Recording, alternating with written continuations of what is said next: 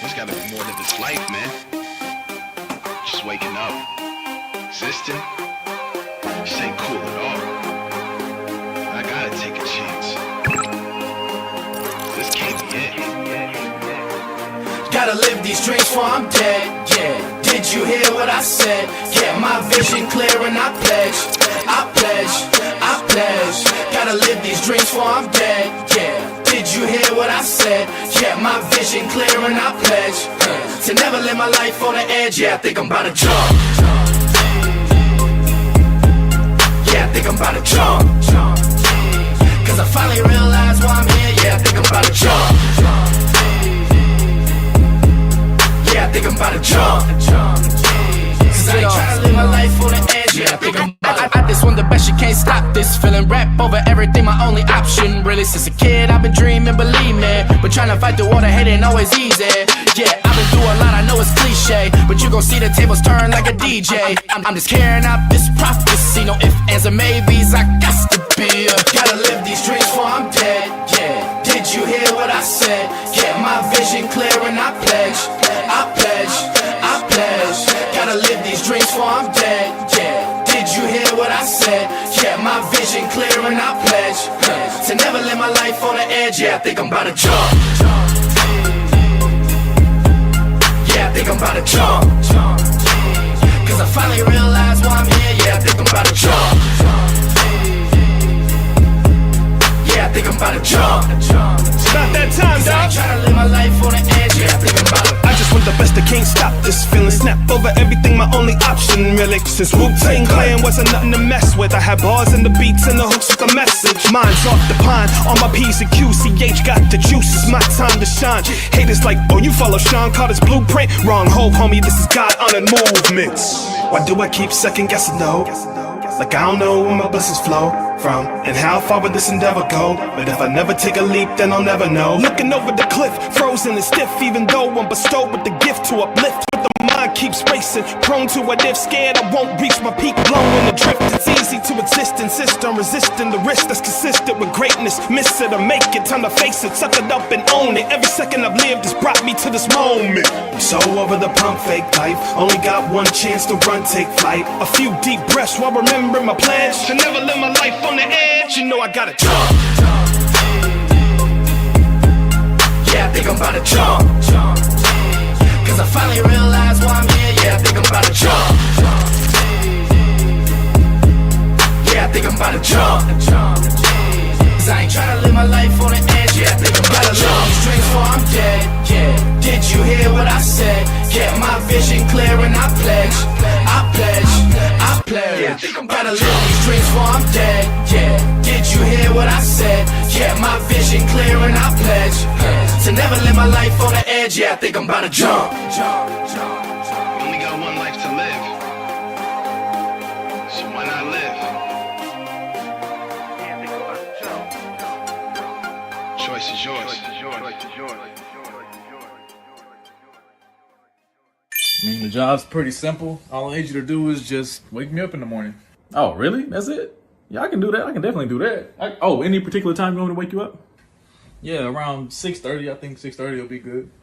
All right, and all I gotta do is wake you up, right? That's it. That's the only job. Yep. This is the easiest job I've ever had in my life, man. Yeah.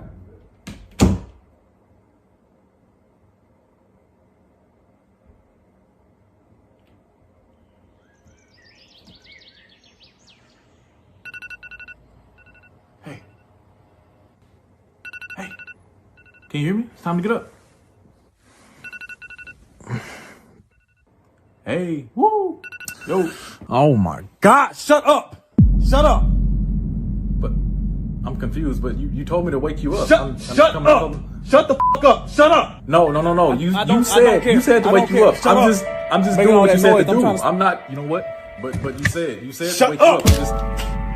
I'm trying to sleep and you gonna walk in here trying to wake me up. That's rude. I don't know what. Like, why would you do that? Why would you do something like that? You see me in here sleep, but you walk in here talking to me, making noise like that. Man, get out of here. So, Tubi, everybody knows what Tubi is, especially black culture. So, you know all those movies that were going on Tubi?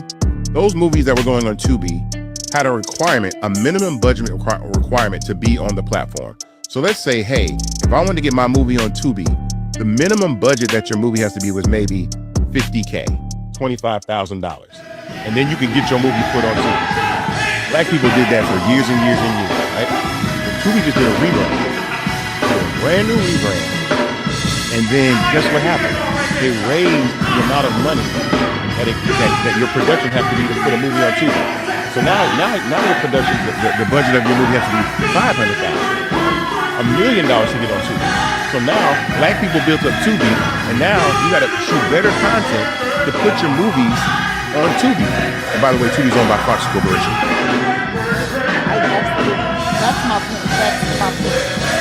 And here's the bigger point of the conversation that we have about black media, is that what we blow up Tubi, and then Tubi makes revenue for Fox Corp. What does Fox Corp do with that money? They take that money and reinvest it in Trump, or programs or agendas that work against us.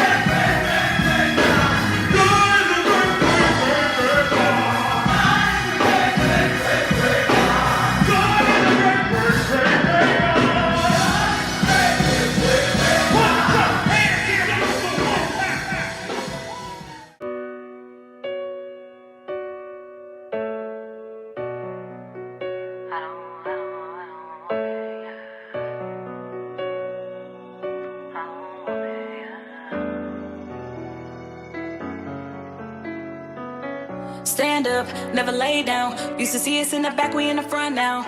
They tried, we did. Stepping up, no chill, I'm about to go in. Steady dancing in the clouds, got I've been walking mounds, talking handshakes, smiles for the big win. Almost on the reach in, trying to put their bid in, hoping they could slide just a piece in. But this ain't for the weak, for the hearts wanna sleep. Put a guard on your piece, gotta stand in your sleep. Take a breath and be meek, gotta take it from me. No one can do you like you do it. Be fluent in you, that's a movement. Stay focused on you, it's not selfish, it's true. It is only to you that you prove it. If I can't feel no love, I don't want it, yeah. If you can't feel these voids, I don't want it, yeah. If it don't bring me joy, I don't want it, yeah. I don't want it, I don't want it, yeah. People used to talk how me for falling off, now they looking for my corner. Red form on the backtrack, I ain't cutting no slack, it's a new order. Set my team real strong now. Kingdom coming like the song now. Guaranteed on this walk, you won't believe, but his word is the creed, and my faith it goes free. No one can do you like you do it. Be fluent in you, that's a movement. Stay focused on you, it's not selfish, it's true. It is only to you that you prove it. It is only through him that you prove it. It is only through him that you prove. If I can't feel no love, I don't want it, yeah. If you can't feel these voids, I don't want it, yeah.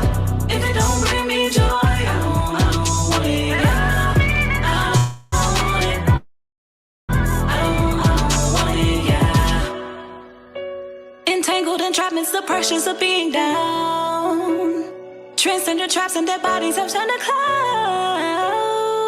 Depression's a trophy for Gen Z, and socials will kill you with envy, fabricating the light through the enemy. My state it is altered and change has occurred. Intention is heavy on serving this wide. My being has meaning, no love lost, I mean it. I'm good, I believe me, that's true, I don't think. If I can't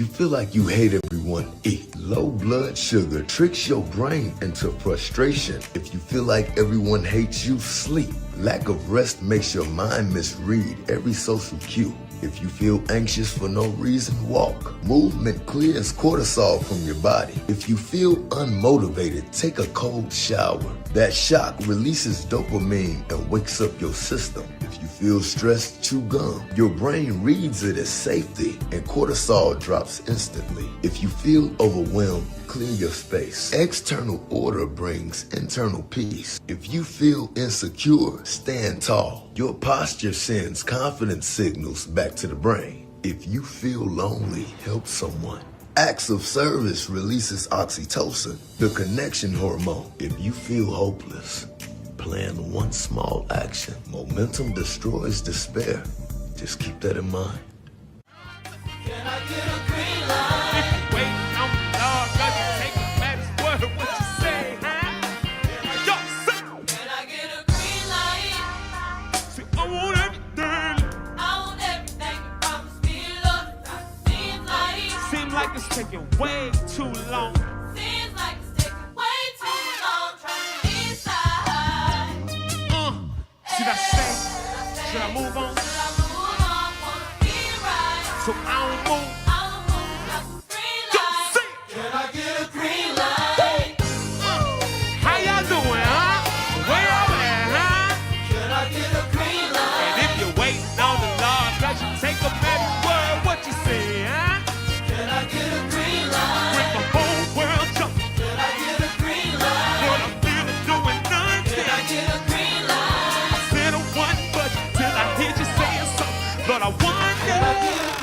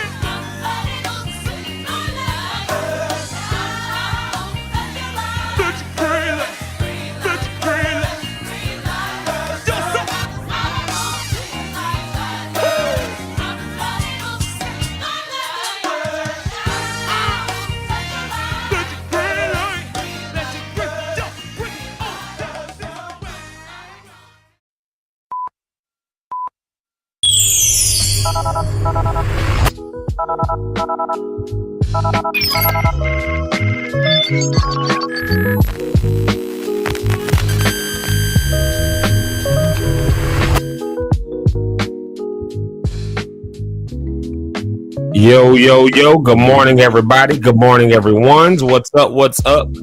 Hope everybody's all right on this fantabulous, glorious Wednesday morning. It is Wednesday morning, and you are locked in with ZekeLive in the morning. Great way to start your day. I say it every day until it's no longer true. So since it's still true, I'll keep on saying it.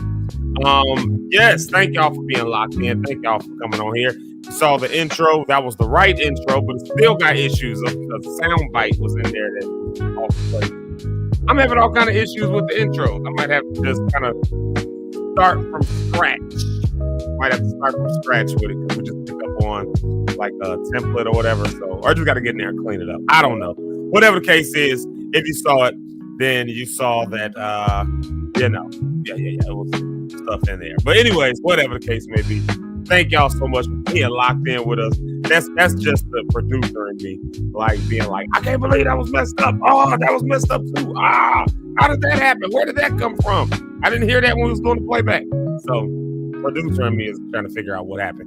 Anyways, I'm not going to stress over it because that's the pre-show. And here we is now, and you are here with us. So thank you for being here. It's Wednesday. It's the middle of the week. Some might even call it hump day. It is hump day.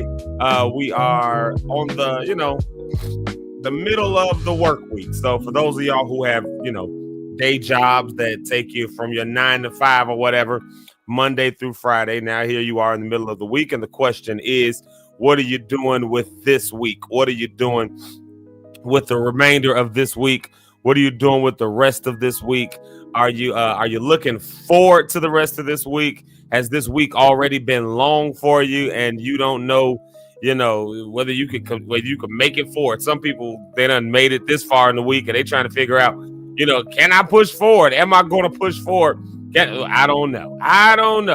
What I do know is, though, that today is a great day on a Wednesday in the middle of the week to check in with ourselves. And that's what we do, of course, with our Wednesday well check. So we're going to do that in a moment here.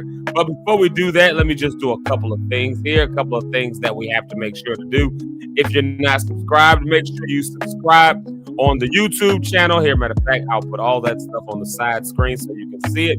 Yeah, make sure you subscribe on our YouTube channel. Turn on the notifications.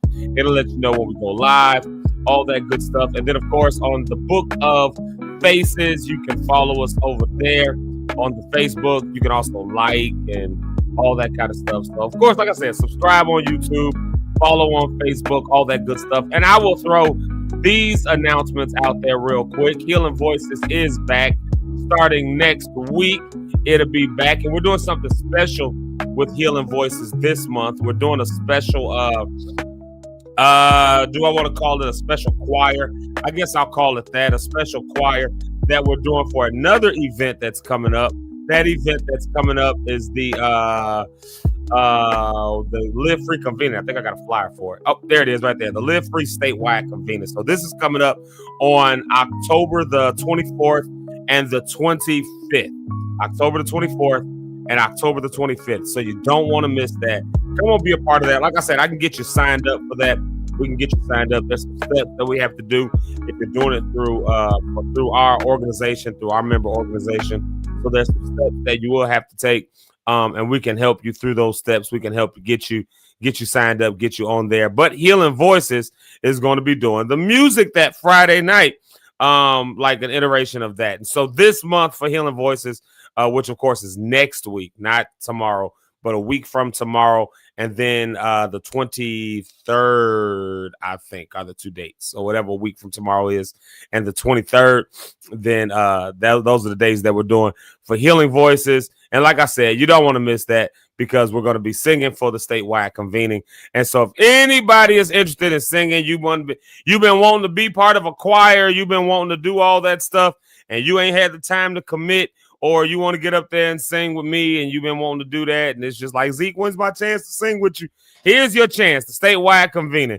All right, so on the 2nd and 4th Thursday of this month, October, and yes, y'all, we is in October. Today is October the 1st. We've made it all the way to the 10th month of the year. Still feels like the year just started, but alas, here we are in the 10th month, the first day of the 10th month.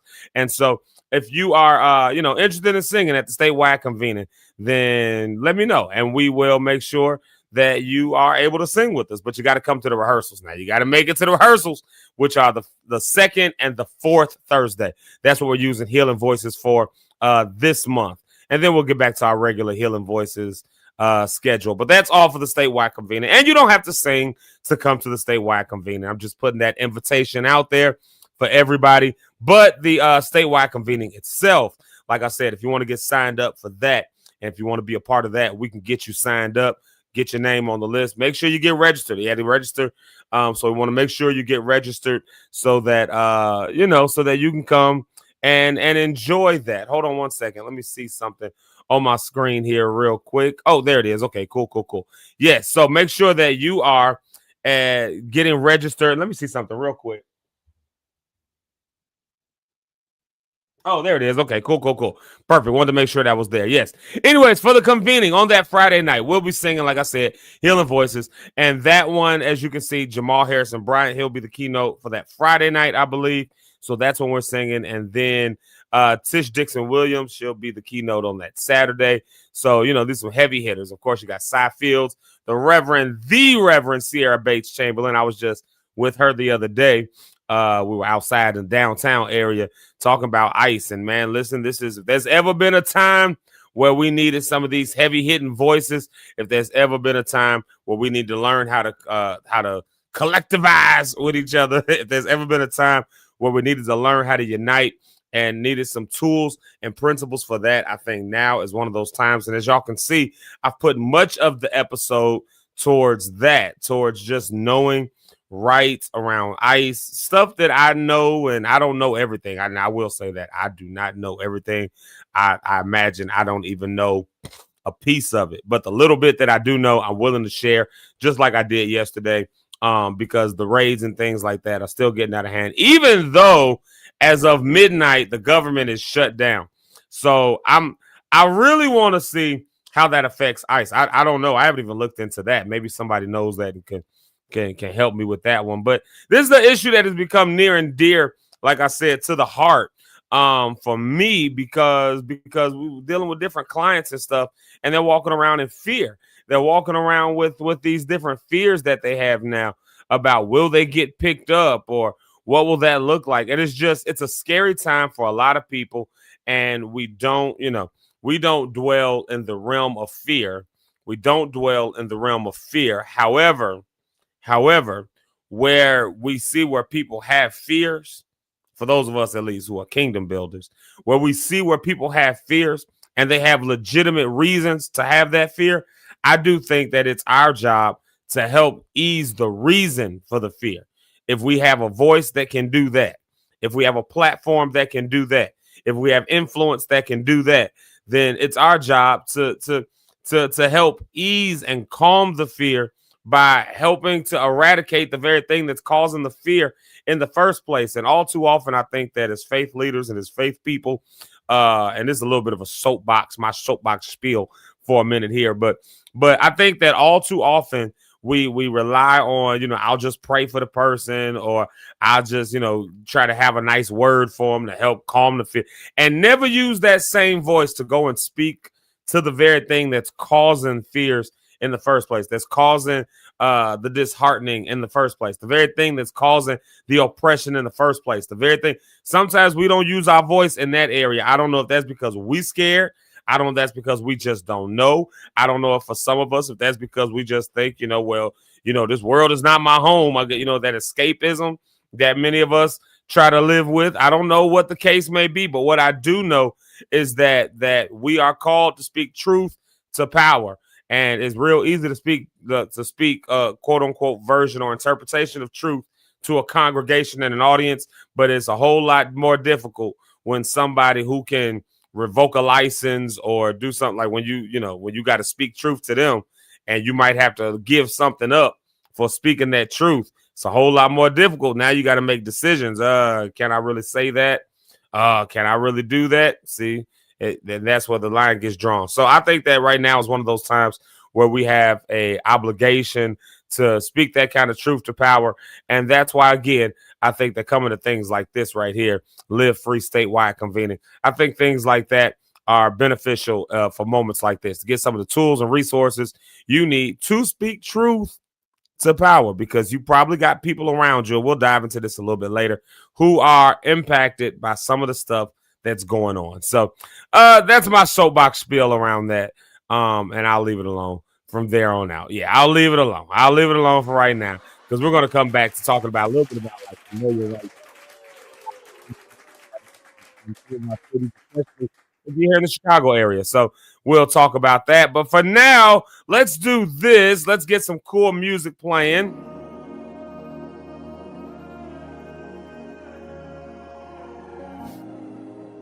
Y'all know I got to give it a minute. Y'all know I got to give it a couple seconds before y'all can hear me talking, because for whatever reason. So you got to turn it on and just. All right, here we are. Let's do our Wednesday well check. Let's go ahead and go down our question list for the well check. And oh my God, I don't have it. Oh shoot. Okay, it's not on there. All right. Well, let's go by memory. Here we go. We started out last week with 5 points. It started with 3 points, turned into 5 points. Then by the end of it was like, oh, we need 6 points. Then I thought of a 7th point. And I said I need to come up with a 10-point checklist. So we'll try to get through at least 7 of these points today, though, okay? Here's the questions at hand for you on this Wednesday well check, this hump day.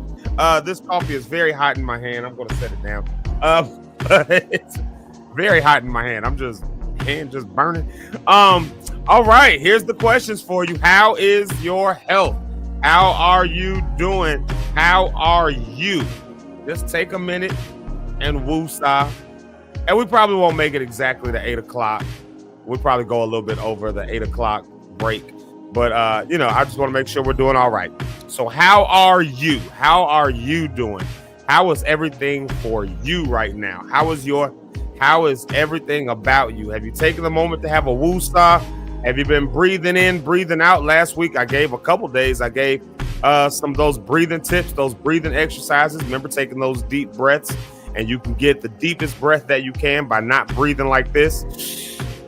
Right, no shoulder action. Keep your shoulders perfectly still. You don't breathe into your shoulders. You breathe into your lungs, so breathe in and down. So if you go up where you're trying to breathe in and down, you're opposite. You're working opposite. You're working against your deep breath. So you take that deep breath and think of it like filling up a balloon. Go ahead and take that breath if you need to for a minute there. Yep, there it is right there. Then breathe it back on out. Up and out, in and down, up and out, right? There you go. Take some time and stretch. I told this to my worship team last week before we did the concert on Friday. I told them, I think it was on Thursday night, that last rehearsal that we did. I told them, I said, take some time and stretch every muscle. Stretch every muscle. Like I can feel where I got some tension here and I need to do some stretching, but you stretch every one of those muscles, everything here, everything in your legs, everything in your arms, but really take some time and stretch when you can. Take some time and stretch. And here's why you want to take that time to stretch. You need about 30 seconds to get a good stretch in. You need about a good 30 seconds on each one of those muscles. And that's just the thing. So, you just, like I said, and I'm not going to spend 30 seconds on each muscle. I'm not going to do that this morning. You can do that at home. You can do that on your own. But that's just good general principle, Make sure you're getting around your neck area. Get your head. I can feel where I slept a little weird on my neck. But those kinds of things are important because they help to keep us grounded. They help to keep us centered. All that stuff like that. So that's important. Now let's go down our checklist of stuff. How is you? How is you? How is you? Yeah. How is your health? How is the health and the well-being of everything about you? Let's start with this. How is your mental health? How's your mental health doing today? Are you thinking too much? Do you got a bunch of stuff that's going on? You got a bunch of stuff that's going on in your mind that's keeping you anxious, keeping you excited, keeping with too much going. You got a lot of that going on. If so, what are you going to do about it? And maybe you got a lot of good stuff. Maybe you're at a mentally healthy spot. Maybe your mental health is doing all right. So what are you going to do about that? Are you going to continue to feed into the things that are making your mental health all right? And if everything mentally is not going all right, are you going to continue to feed into the things that's making it not all right? You know what I mean? Or are you going to be more willing to look into that stuff and see what you can do to fix it, to change it, or to move along, and just cut it off, whatever the case may be. There are people in your life who are causing your mental health to just be too much. Hey, listen, hey, y'all need to settle down. Maybe that's the case for you. Hey, y'all doing the most over there. I don't know. That's up to you. Yeah. Let's see here. Let's go into this. Okay, so that's the mental health aspect, but this is tied to it. How was your emotional health today? This is tied to it. I separate the two, but they are tied together. How's your emotional health? How is the emotions doing today? Are you up? Are you down? Are you sad? Are you happy? What are you, are you angry? Are you upset at something? There's a lot going on, and we're going to talk a little bit about some of that today. But there's a lot that's going on in the world around us, and if you're not careful, it will have not just a drain on mental health, but on your emotional health. And so you'll be walking around feeling upset, angry, or sad, and won't even understand why. Today is a good day to explore that. If you feel that way, why do you feel that way? Because maybe, just maybe, you need to cut something off. Maybe, just maybe, you need to move something along. Or maybe you're in a good place emotionally. You need to explore that so you understand why you're in that good place emotionally and keep feeding into it. So you keep growing it. The things that are making you happy, keep growing those things. If something's getting in the way of the stuff that makes you happy, maybe like weeds that choking it out, well, you get some weed killing, move that stuff out the way, right? Like, you know, like so that you can keep building into the things that keep you emotionally stable, emotionally sound. All right. Mental health, emotional health. Let me ask this one. I'm going to throw this in there. How's your, well, no, we'll do this first. We'll do this. How's your physical health? We'll do that first. How was your physical health? All right, that's number 3. How's your physical health? Are you, when you start stretching and breathing, does something feel a little off? That's like I said, it keeps you centered and grounded. When you start the day off with stretching, it keeps you limber, you know, nimble. It keeps you nimble, you know. It keeps, you know, the vocal warm-ups, all that stuff. But in doing that, you also get a chance to see, does something not feel right?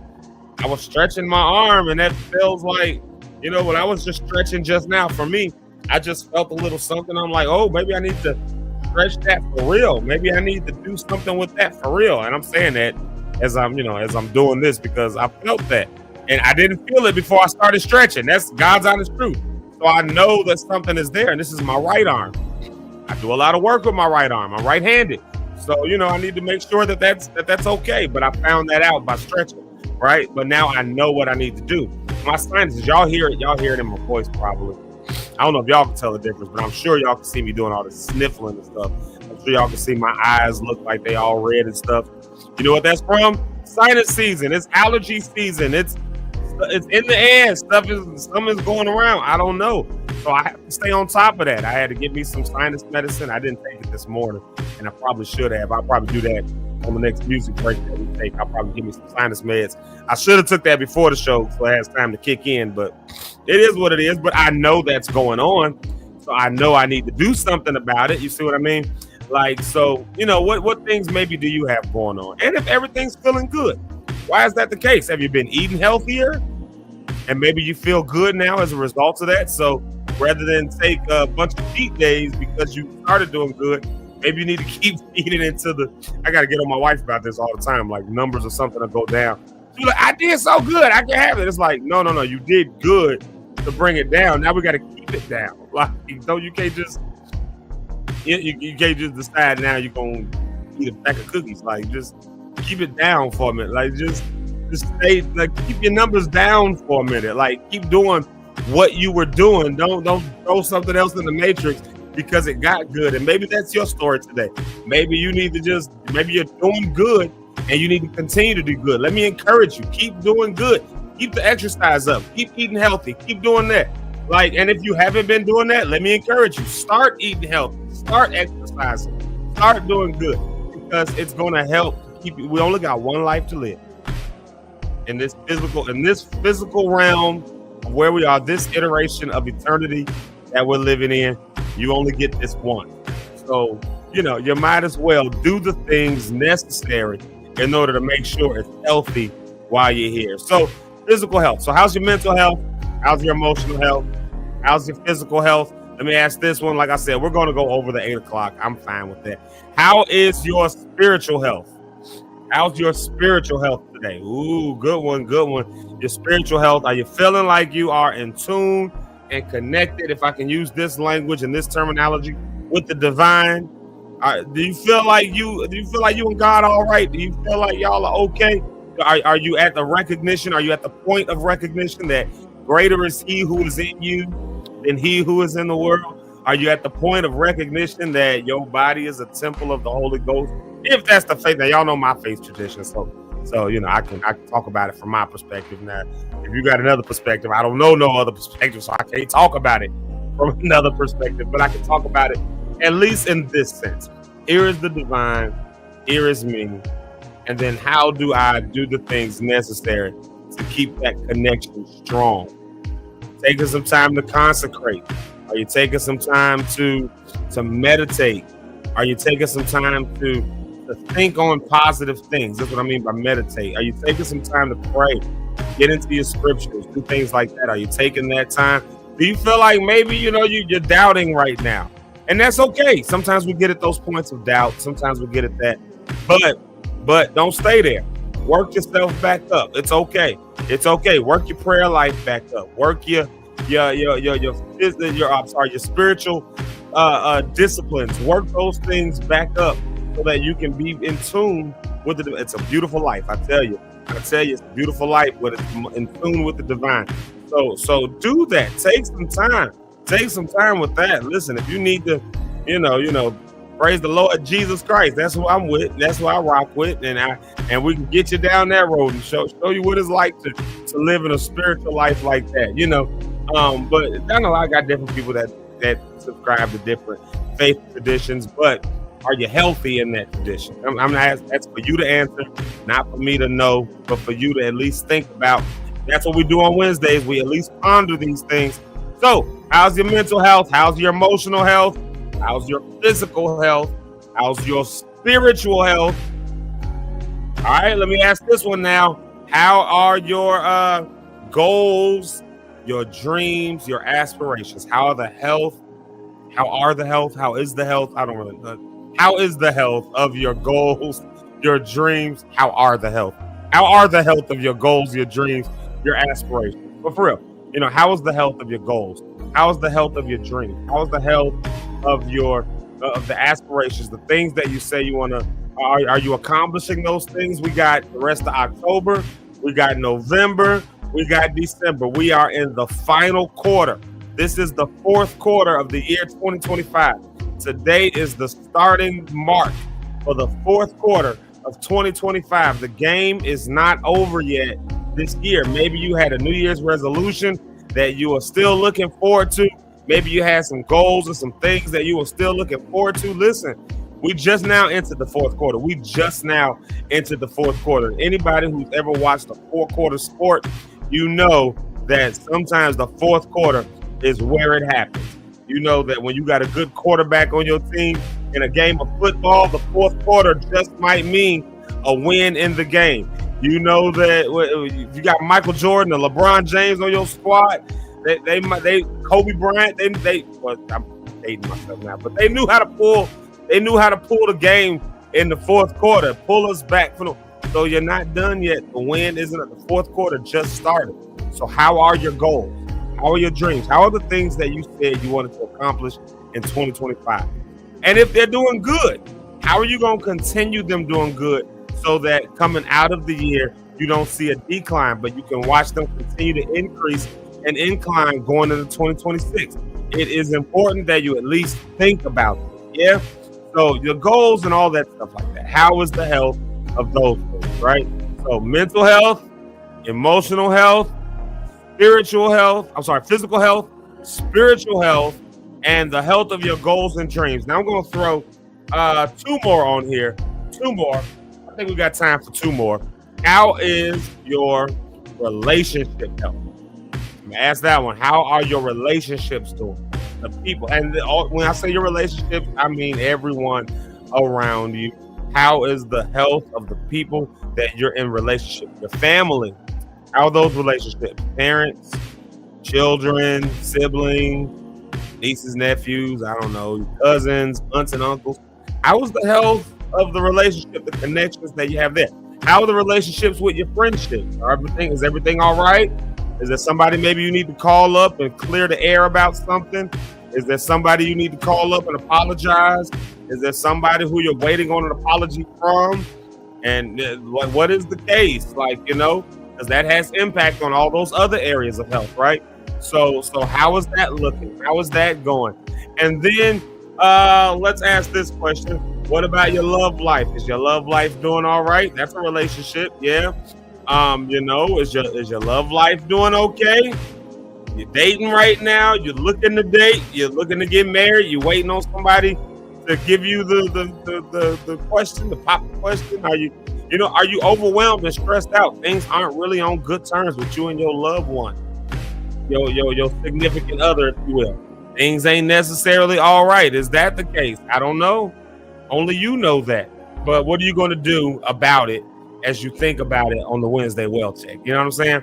Like, is it time to cut that off, count your losses, and move on? Or is it time to dig your heels in a little bit deeper and really confront the thing that's bothering y'all? Like, you know, you got some friends that's leeching on to you that maybe you need to cut them off. That's, hey, only you know that. But if you need to do that, go ahead and do that. You know what I mean? Or are you going to hang on to them? Are you going to, you know, and again, is it one of those seasons and times where you need to reconcile because you still need to work with these people? What about, you know, your job? You got relationships on the job. Is everything all right with that? You know, even with the relationship with like the store clerk, it's a very transactional, very quick lived relationship. But if you went to the store this morning, like Dunkin' Donuts, or, you know, or yesterday, I know it's first thing in the morning right now, but say you went to the store and you snapping off on everybody around you. You think that every time somebody says something to you, they trying to come at you. Maybe something else is going on, like mentally, emotionally, and it's showing up in relationship and the way you deal with people and talk to people and all that. So, you know, like think on that stuff. Or maybe you just, again, are happy. And oftentimes we explore what's going on. Like I say this all the time. We explore what's going on when things are going wrong or when we need to fix something. But we don't often do an inventory, take an inventory of what's going right so that we can continue in what's right and we can grow it.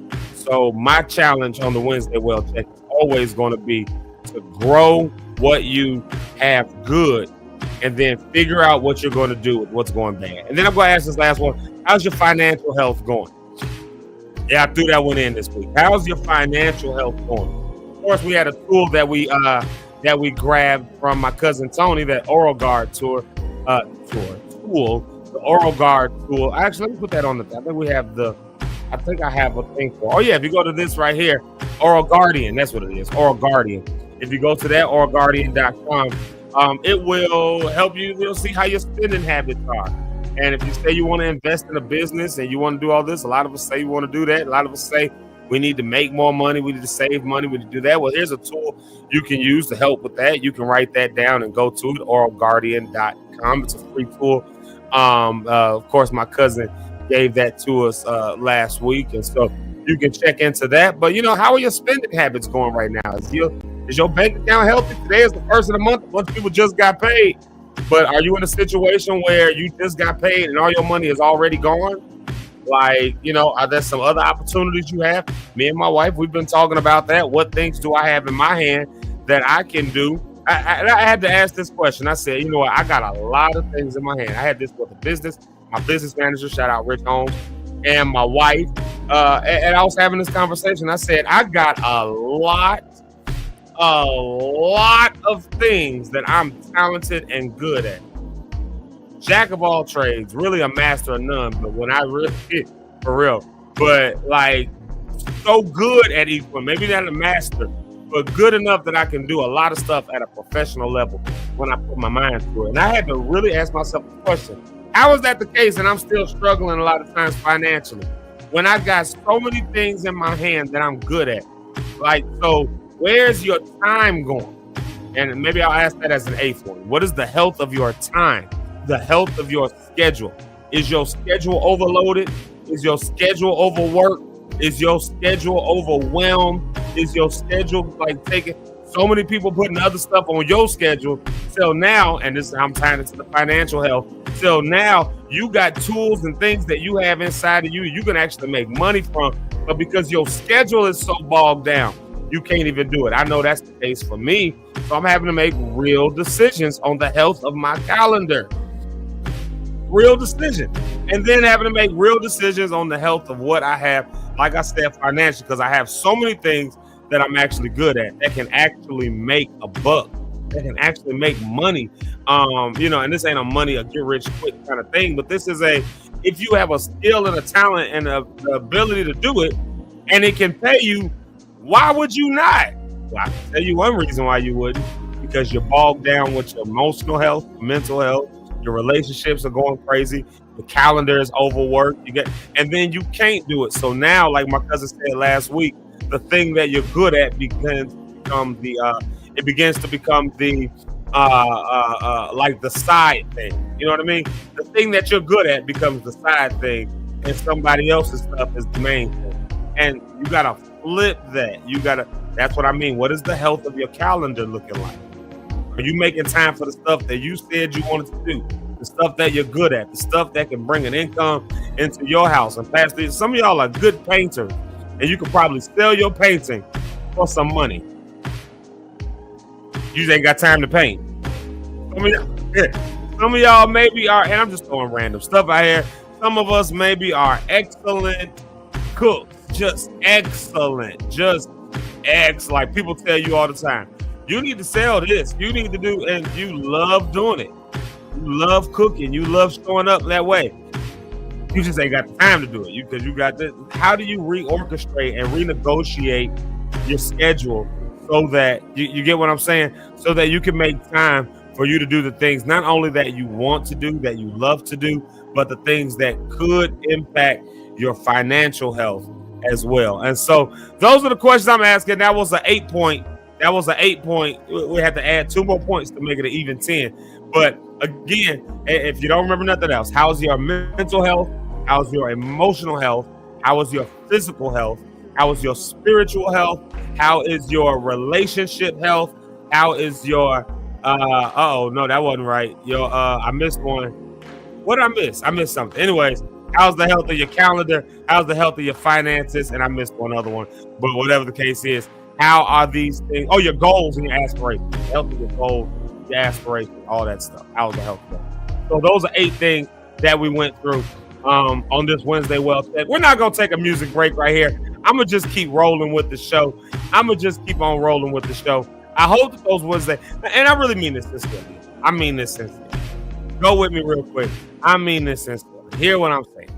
I really mean it sincerely when I say that when we're doing these Wednesday Well Checks, I hope that you find something out of that. I hope you find some benefit out of that. I hope you're finding some beauty out of that.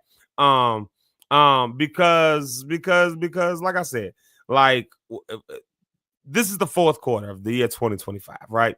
This is the 4th quarter of the year 2025. And if we're not thinking about this stuff for ourselves, our emotional health, our mental health, the health of our relationships, how are we doing with our goals? What are our finances looking like? Are we doing opportunities that can bring us money? Are we, versus just punching the clock and slaving our hours away? Because that's what you do when you work on a clock. Essentially, you're renting your time to somebody else.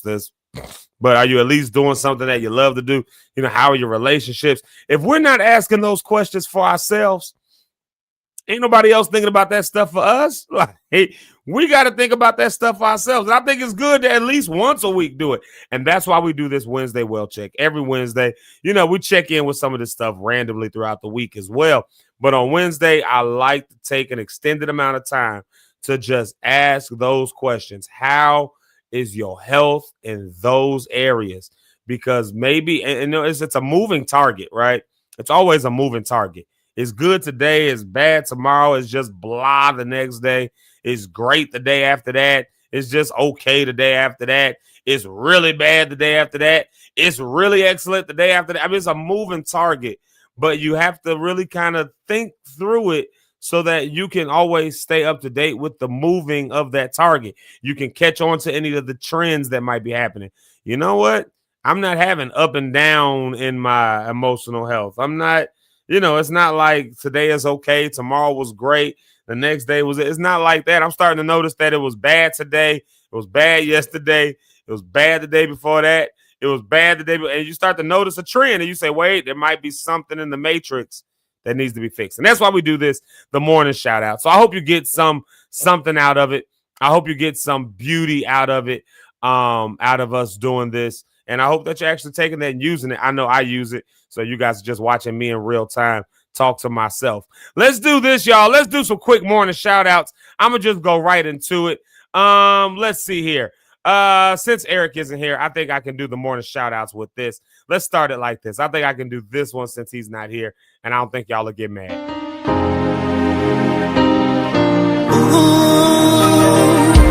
I was born by the blood of Jesus Christ. I was born by. That's right, baby. We're doing the morning shout outs to I was bought by the blood of Jesus Christ. We are doing the morning shout outs to this song today. Y'all better be excited because that's how we're doing it. All right, y'all. Let's see here. Hopefully y'all can hear me. It's in the background. I'm going to let that play in the background because y'all know that's my jam. Because that's my jam. Let's see here. Let's see who got the first comment of the day. First comment of the day goes to Brony Cat. There she is right there. Bronya. She's on the Facebook side this morning. She says, good morning, Lock Stars. It is Wellness Wednesday. Of course, I got to hit my gong for that, for having a name. It is Wellness Wednesday. How's your heart? How's your mind? How are your goals shaping up for the week? And again, we asked that question quite a bit for Wednesday. We take some extended time for that. So thank you, Miss Abronia, for reminding us of that. And of course, I got to put up the church announcement, late announcement. Welcome to ZekeLive in the morning. Oh, Zeke, Eric, Rich, Rhonda, grab your cups. Let's talk about your rights against ICE. Here's my cup. There's my cup. I got coffee in my cup today. And the coffee was hot. And I done sat in and talked through all of the Wednesday well check and haven't had a sip yet. Let's see if it's still hot and burning my hand. Perfect temperature. Wonderful. Just enough time for the perfect temperature. Y'all, hold on, wait a minute, y'all. Hold on a second now. I'm not so certain I remember how the whole song goes. We always stop it like at the first verse. Hold on, wait a minute. Let's just what a blessing, a precious gift to be saved. Yep. I'm not so certain that I've ever heard all those parts of the song. I think maybe one. Yeah. So look at this. I'm gonna keep going down, but I just saw something right here. Miss Brenda Rose said Eric need to concentrate on the words of the song. Miss Brenda Rose, when Eric gets back here, he makes sure he knows that. Because that's what I said. I love this song. Look at Miss Brenda Rose. She's actually the next comment. The next morning shout out. And she says, good morning, Zeke, Six, Eric, Rich, Rhonda, Jamaica, the parents, the relatives, the children, the listeners. And she says she's wishing us, all right, y'all ready for this? I'm going to hit my gong one good time so I can read it off. She's wishing us a good, who's our witness and watch everything we say and do out of our mouth Wednesday. Y'all better give it up for Miss Brenda Rose. Y'all better give it up for Miss Brenda Rose. Listen, hey, she said, I like what she said right there. Watch everything we say out of our mouth. Watch everything we do. And today might be, one of them days where we got to watch out. Because I know for a lot of people, if you work in the government, my prayer, my heart goes out to you. If you work in a federal job, because the government did shut down today, I haven't been tracking. I don't know if they figured something out overnight, but as far as I know, y'all can correct me if I'm wrong, it's shut down. So some people gonna be upset about that. People gonna be upset who don't work in government jobs. And if you might come across something on your Facebook that's gonna make you have to feel like you gotta respond to somebody else, and you gonna speak, watch what you say, watch what you do. It's Wednesday well check day. Watch what you allow to upset you and get you anxious, because why? That's what I'm gonna call it. Why Wednesday? Bring my gong for me. Why Wednesday? Why? Why get upset? Why get all disheartened? Why get all messed up? Why get all out of body? Why get all overloaded? Why get all overwhelmed? Why? For what? For what? They're gonna figure it out anyways. And if you need to use your voice for that. But don't get overworked, overwhelmed on the little stuff that really honestly don't matter. You know what I mean? Anyways, watch what you do, watch what you say. Thank you, Miss Brenda Rose, for that. I love that. I love that good wisdom. Y'all give it up, Miss Brenda Rose. And look at there, Champagne. What's up, Champagne? Good morning to you on the YouTube side. Champagne, that's what I'm gonna call you, because that's what I put on there. Is that Deja? That look like Deja. Look at that. That look like Deja. What's up, Deja? Is that you? I can't tell, because I don't know. But there you have right there. But I'm gonna call you Champagne, because that's what I see with it. Y'all give it up for Champagne. That's what we'll be calling her now. And then let's see here. We got Miss Jessie And this is a good one right here. Here's some good news. Speaking of health and goals, maybe we'll play this song on the break, on the music break. One of these breaks coming up. Good morning. Celebrating hitting #1 on the Christian hip hop rhythmic chart this week. Y'all give it up to Jesse. That's Bright Star. Y'all know we played that song over here. And so we have to play it again. We need to have y'all on, actually. So y'all can kind of talk a little bit about this stuff. But y'all give it up for them for #1. What should we call that? #1 Wednesday. There we go right there. Hitting #1 Wednesday. I love that. And then look who else we got. Y'all know how I feel about the mamas of the show. It's Eric's mama. She's on the Facebook side this morning. She says, good morning, everybody. She says good morning to everybody. And so we want to make sure we wishing her a good morning. Y'all know how I feel about the mamas of the show. So y'all go show her some love. I just realized how long that song actually is. That Bought by the Blood. That song is pretty long. All right, let's see here. Hold on a second. Y'all know I'm starting a new song. It might cut me out. I don't know. Maybe y'all can hear me. Maybe you can. I'll just keep saying testing until you actually hear me. All right. I think by now y'all should hear me. So y'all show some love to Mama JP right out. That's Eric's mama. Y'all know how I feel about the mamas of the show. And then we got my friend, Miss Linda Lawson. She's on the Facebook side. Facebook popping a little bit today. What's up, Linda? Y'all say what's up to Linda all the way from my hometown of HP. Y'all go and give her some love. Glad to see you today, girl. Hope all is well with you. Hope all is doing well in your world and down in my hometown. Hold down the fort. I come back and visit soon. Let's see here. And then look who it is, y'all. Miss Rhonda on the rocks. Rhonda on the rocks. And I told y'all I watched the episode that I have on her podcast the other day. And I was gonna play a clip today, but I want to do some more Know Your Right stuff. I think I'm gonna wait till she gets here though, and we'll talk through that clip when Rhonda gets here with some of the stuff that was on that episode, because that was a good episode. We listened to it. The wife and I, we were driving and listening to it. It just was a good episode, really good episode. And I had a couple other people that listened to it and told me the same. So good deal, Rhonda on the rocks. Y'all go and check that out. Y'all know where y'all can get it right there. Her name says Rhonda on the Rocks podcast. That's where you can find it. So go ahead and check out the Rhonda on the Rocks podcast. And like I said, the most recent episode is, of course, yours truly, me, myself. There it is right there. Rhonda says, I'm a master of music. I just saw that down there. I'm a master of music. I'll take that. But I'm a master in the music world. I don't even think I'm that good of a master there. I think I'm just a master of vibe. And I just know how to use music to create the vibe. But we were talking about that. We were talking about like having so many things that you're good at, and then not being able to like capitalize on them, basically. Like because you're so busy giving your time to other people. Like that's why we did the Wednesday Well Take. You give your time to other people and other dreams and other goals and other visions, and yours just suffers. And in the words of my cousin, what is the world being robbed of because you're unable to put your dreams to use? What does God put inside of you to do in the world that you're not able to do because you're so busy worried about what somebody else wants to do? Life-changing stuff, man. Life-changing stuff. So thank you for that, Rhonda, for reminding me. I guess I am a master of music. Rhonda was there last Friday. She got to see me. Like look at that. Look at right when I'm going to click on somebody else. So I stop being fake humble. I'm a master of music. You know why I say I'm not a master of music? And you know what? Maybe I am a master of music in my own way. I'll give you that, in my own way.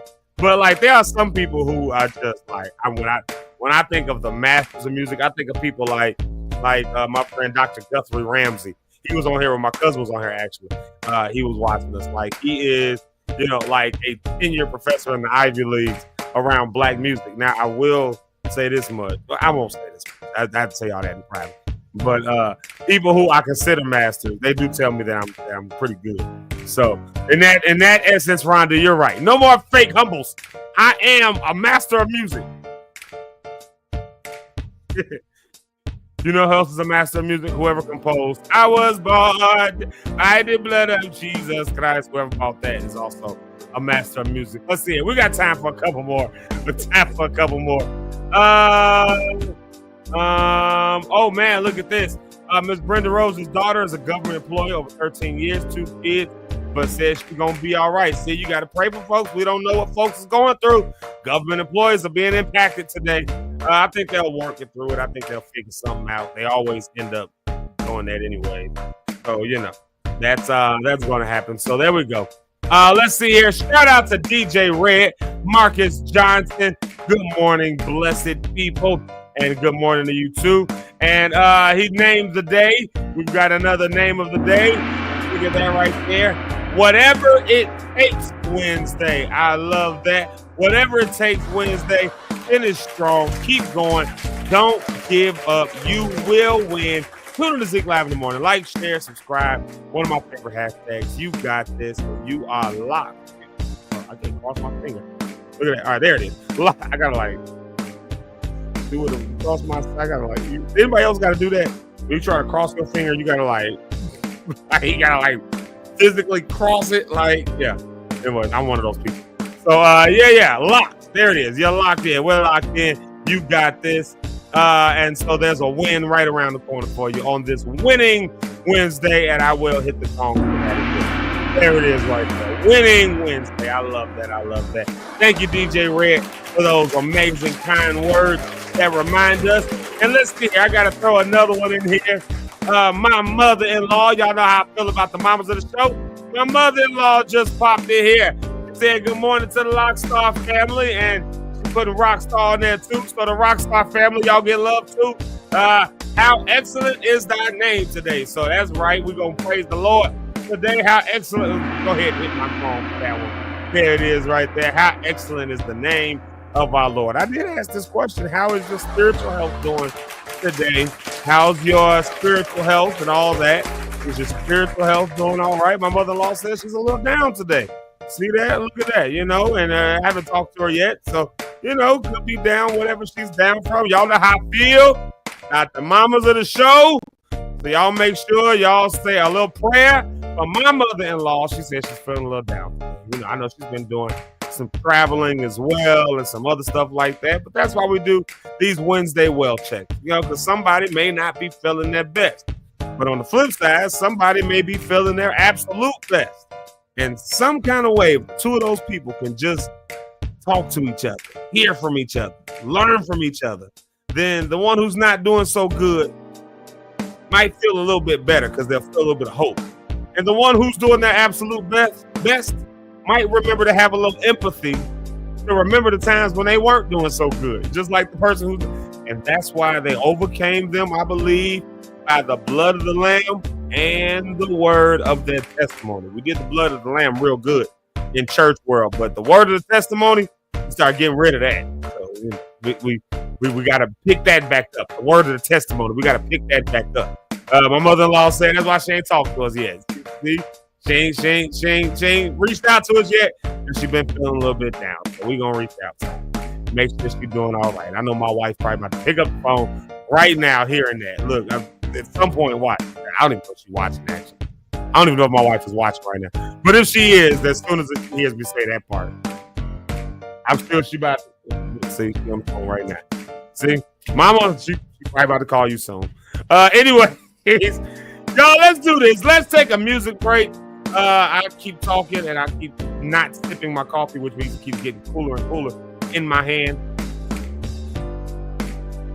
It was perfect a minute ago. Now it's just a notch above warm. So I need to go and heat that up, top that off. So we'll take a music break. I'll tell you what we'll do. If I can find it, where's that from Jesse and Yaki? Where's that at? There it is right there. Let's see there. They hit #1 on the Christian hip hop and rhythmic chart. So let me see. I know I still got that in here. Maybe we'll take that on a music break. Let's do that. Give me 2 seconds. Let me see it. Y'all give me 2 seconds. I tell you what, while I'm looking for the song, I gotta go find the song. Hold on. This was not planned, as y'all can clearly see. This part wasn't planned. But as I look for the song, Y'all can enjoy this song while I look for this song. Hold on, wait. Go back to this.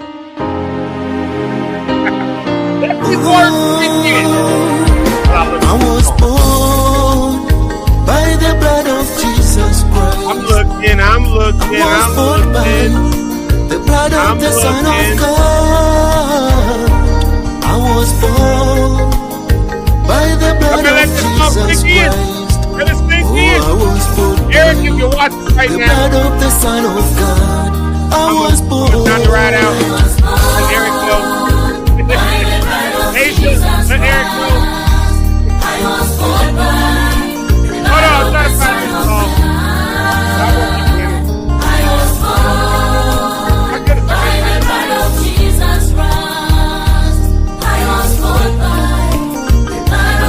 Okay, if I get tired of it, I'm not gonna hold it by time. My life belongs to Jesus Christ.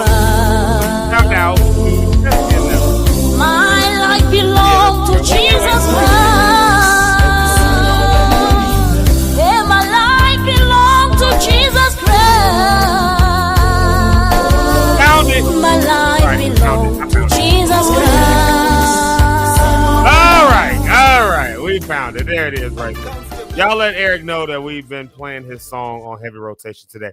I tell you what, here's Bright Star right here. Their song Fight. It has reached #1 on the Christian hip hop and rhythmic charts. So we'll just in honor of one of our lock stars hitting #1. Let's celebrate with them. Here's their song Fight. Congratulations to Jesse, Bright Star, that whole movement. Good job, y'all. And yeah. Living in a system, breaking out the seams. Everybody's stressed out, caught up in the scheme. Got fear on the rise, chasing empty dreams. We running wild, tearing all up through the team. Run on fire, acting like they never know. Pointing fingers with the scars they will always show. Lost and been lies, blinded by the hate. Building up these walls, time's running late, come on. I see the pieces falling down, but we can turn it all around. If we stand up, if we believe, there's a way for us to breathe again. Recognize from the ashes, rebuild what's broken. Lift up our voices, let the truth be spoken. We got the power, it's in our hands. To heal the world, to make us stand. If we reach to the darkness, we can find the light. It starts with us, we got to fight. We'll rise from the ashes and won't back down. This is our moment, our time is now. Every day's a battle, man, I see the scars. We can rise up, we can take it far. No more sitting back, the world gotta pray. We don't wanna change it, get you out of the way. Read the pain, the way that we hold. Time to cut this change, let the truth be told. We're more than the labels, more than the lies. Gotta stand strong, let the hate subside. I see the pieces falling down, but we can turn it all around. If we stand up, if we believe, there's a way for us to breathe again. Recognize from the ashes, rebuild what's broken. Lift up our voices, let the truth be spoken. We got the power, it's in our hands. To heal the world, to make us stand. If we reach to the darkness, we can find the light. It starts with us, we got to fight. We'll rise from the ashes and won't back down. This is our moment, our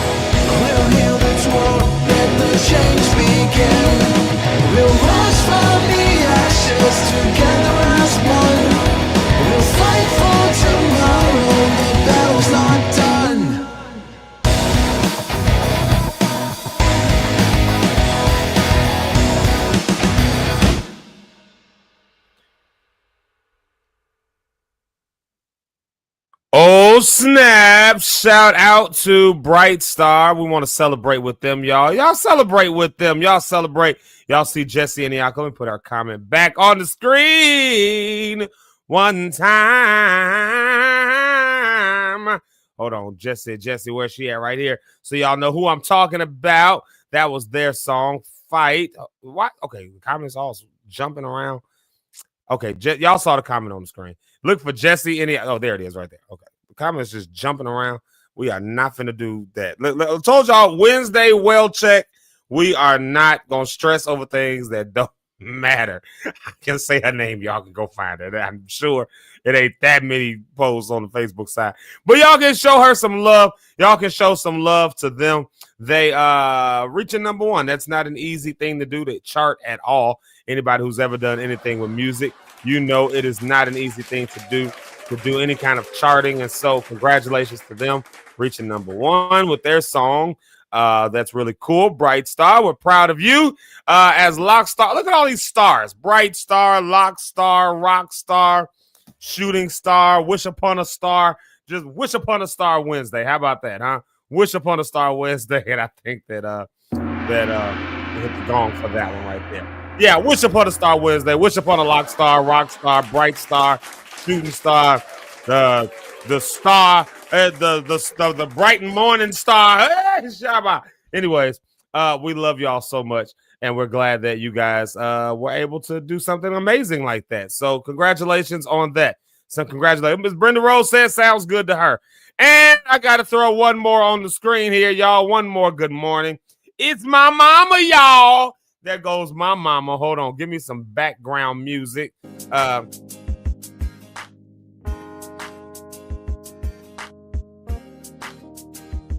Y'all should hear me now. Okay, there we go. I need some kind of way to monitor that. Like if y'all can hear me or not, I don't know. This won't even be an issue next week. We'll be on to something different. So yeah. By the way, y'all, I think this is last week for StreamYard. I think this week is the last week for StreamYard. If not this week, definitely next week. So I don't know. Some of these beautiful formatting that you guys have seen is going to all start to shift and look different, and we might go through a little rough patch for a minute. So y'all gonna have to bear with us in a couple weeks. But here's my mama, y'all. She says, morning, Zeke and my Lockstar family. Monitor your care for mental, emotional, and spiritual wellness. Replenish and rest, laughter, good conversation, music, exercise, and prayer. When I first read that, I was about to say a good lawyer. I was like, I guess you need a good lawyer. When I saw prayer, the words are so small on here that when the light is in your eye, I don't know why I thought that said lawyer. I think I just saw the Y-E-R at the end, and I thought it said a lawyer. I'm like, I guess you need a good lawyer for your mental well-being, and I think that will help if you have a good lawyer. But yeah, there's my mama, y'all. So y'all know how I feel about the mamas of the show, especially my mama. So there she is right there. Y'all say good morning to her. She's on the YouTube side. Let's see here. Yeah, that'll be good, y'all. So I appreciate y'all being on here. I appreciate y'all tuning in. I appreciate y'all showing love to the mamas. I appreciate all of that. But let's dive into something real quick, y'all. Let's dive into this topic. Of course, I've got on here about what are your rights against ICE? Should ICE come? Now, I know for many of us, this is just, if we be honest, let's just be honest for a minute. Let's just go ahead, pause the music. We can go ahead, turn the music off. Let's go ahead and just rest in this, in this idea that for many of us, just admit it, for many of us, we're not thinking about this stuff day in, day out. For most of us that's watching it, for all of us that's watching it, there's a whole lot of us on here right now today. But for those of us that are here, even when there is a bunch of us, the vast majority of us are not concerned with this stuff on a day-to-day basis. Be real, be honest, be for real. Like just be honest. Especially if you live like in a suburb, in a nice suburb at that, like this isn't something that's really hitting you all the time. Like you're not really concerned about masked men coming and snatching people up. You see it on the news, you hear about it. You get on ZekeLive in the morning, he's talking about it 2 days in a row. You know, like this kind of stuff, you know, you hear about it, you see it on the news. Maybe you've read about it. Maybe you scroll through your Facebook and that's that. But the same thing that you're able to do. You can, I'm on and maybe you decide, oh, he talking about ICE again. You decide to go turn on something else until I decide to start talking about something else. Maybe on your social media, you see it and maybe you look at a couple videos, but you can scroll up, all right, that's enough of that. You scroll up. Maybe, they've been talking about it in your friends groups, and so you decide to walk off. Whatever the case, it's on the news, you change the channel. It's in your newspaper, if you still read a newspaper. Some people still read physical newspapers. The Beverly Review still sends a newspaper to my church, and I sit there with it open like an old man in the 40s, just seeing what's going on in the neighborhood. You know what I mean? But you can turn the article and read something else because it's not impacting you directly. There's a lot of stuff that just doesn't impact us directly. And with everything else that we got to deal with, let's be honest, with everything else that we got to deal with in our lives, with everything else that we got to worry about in our lives, oftentimes we don't have time to think about the issues and things that bother somebody else. But I think in moments like this, I do think that in moments like this, where it's almost like us versus the government, and I don't want to say it in that way, I don't want to make it out like it's civil war. Like I will not advocate for that. Not me sitting here in a tie-dye shirt with a bandana and dangly earrings with a beard that's growing all unkempt and hair all up. Clearly, I'm not a war proponent guy, like more hippie looking than anything else. But sometimes the moments do feel like there is an us versus the overseer, us versus the colonizer, if you will. Like it feels like that in some moments at some times. And even if it ain't us, it might be them, it might be somebody else. And like Martin Luther King said, injustice anywhere is a threat to justice everywhere. And so the things that maybe don't impact us directly and that we don't feel directly, can I present the idea to you that though this may not be the thing that impacts you directly, that it does create a slope, that slippery slope of something that could impact you somewhere down the line. Also, can I present this idea to you that maybe there are people right around you in your circle, in your corner, who, due to whatever reason, maybe it's due to fear tactics, maybe it's due to the nature of the job that you work with this person, maybe it's due to just not wanting to speak bold. Again, that's a fear. They don't want to speak out about a certain thing, or they don't want to say, they're just trying to stay in the cut. They're trying to stay low, and so they don't talk about it. But maybe they're dealing with something, and you just have no idea. But you're indirectly impacted by what's going on in that sense. And so I think it's a good idea to at least know some basic stuff. And again, I am not an expert on none of this stuff. There are so many people who are doing amazing work. They have dedicated this season of their life to making sure that people feel I want to use the word the love, but that's not quite what I'm looking for, but that they at least know things, like they know their rights. Someone is advocating for them. Someone is doing their best to try to hold government, and that's tough, accountable in these instances and situations. There are those who have dedicated their lives just on a humanistic level. I mean, yes, some of the stuff that you see, like when you got, one guy who's walking down the street with his family, and how many times does this happen? Walking down the street with your family. You're just, you're coming out of a store, a grocery store or something, just a normal day. You've never done a crime. You're just trying to work through the system the best you can. You're trying to support and raise your family the best you can. And then a group of armed people, long guns and all, pop up, show up, masks on their face. You can't see them. And they snatch you up, and now everybody, your kids are crying, your wife is crying. They separate y'all, cage you up. Like there are so many people who are scared that this is what will happen to them, not because it's just not just because it's a some ethereal possibility, but because we're watching it happen to people in real time. Yes, there are people who are living under that kind of a threat right now in 2025. America. Think about that. And so there are some people who have dedicated this season of their life to helping those people, dedicated this season of their life to helping those people to not feel some of that fear, to not feel some of that, just that anxiety, that stress that comes with that. That's, and that's a big deal. That's a really, really big deal that they would do that. So I would encourage you to get involved with some of those organizations, learn from some of them.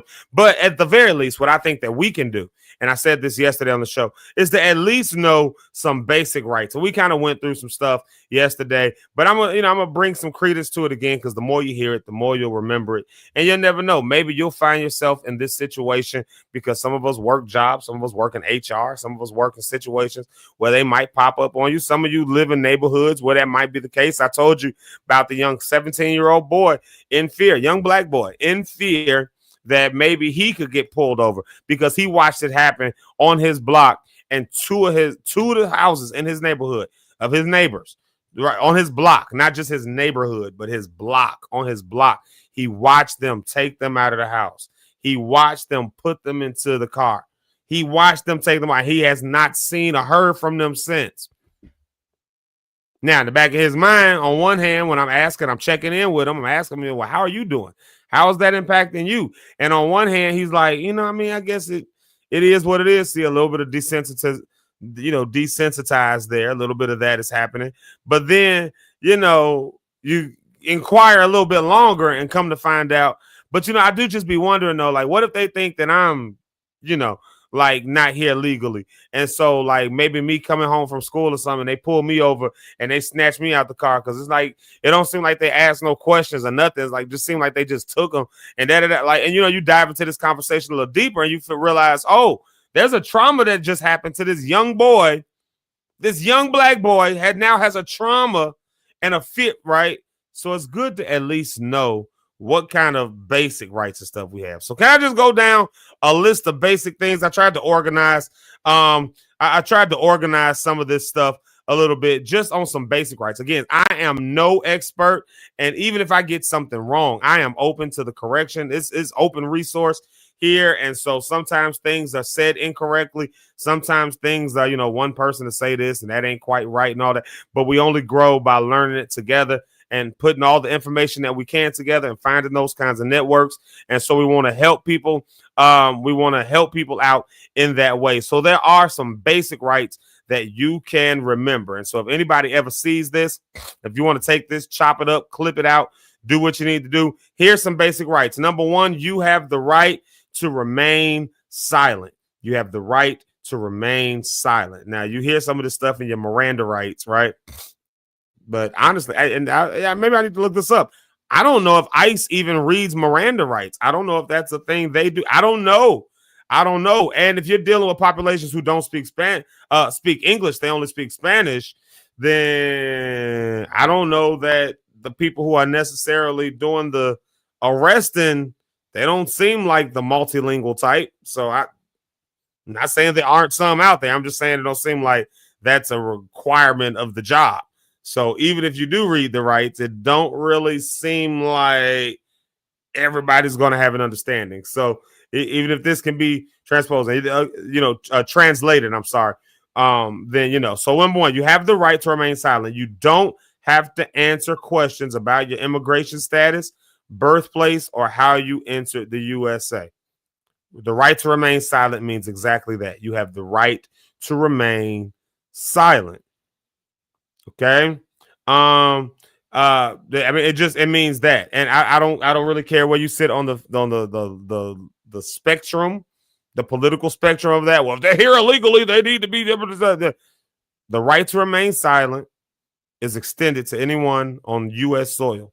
You have the right to remain silent. Period.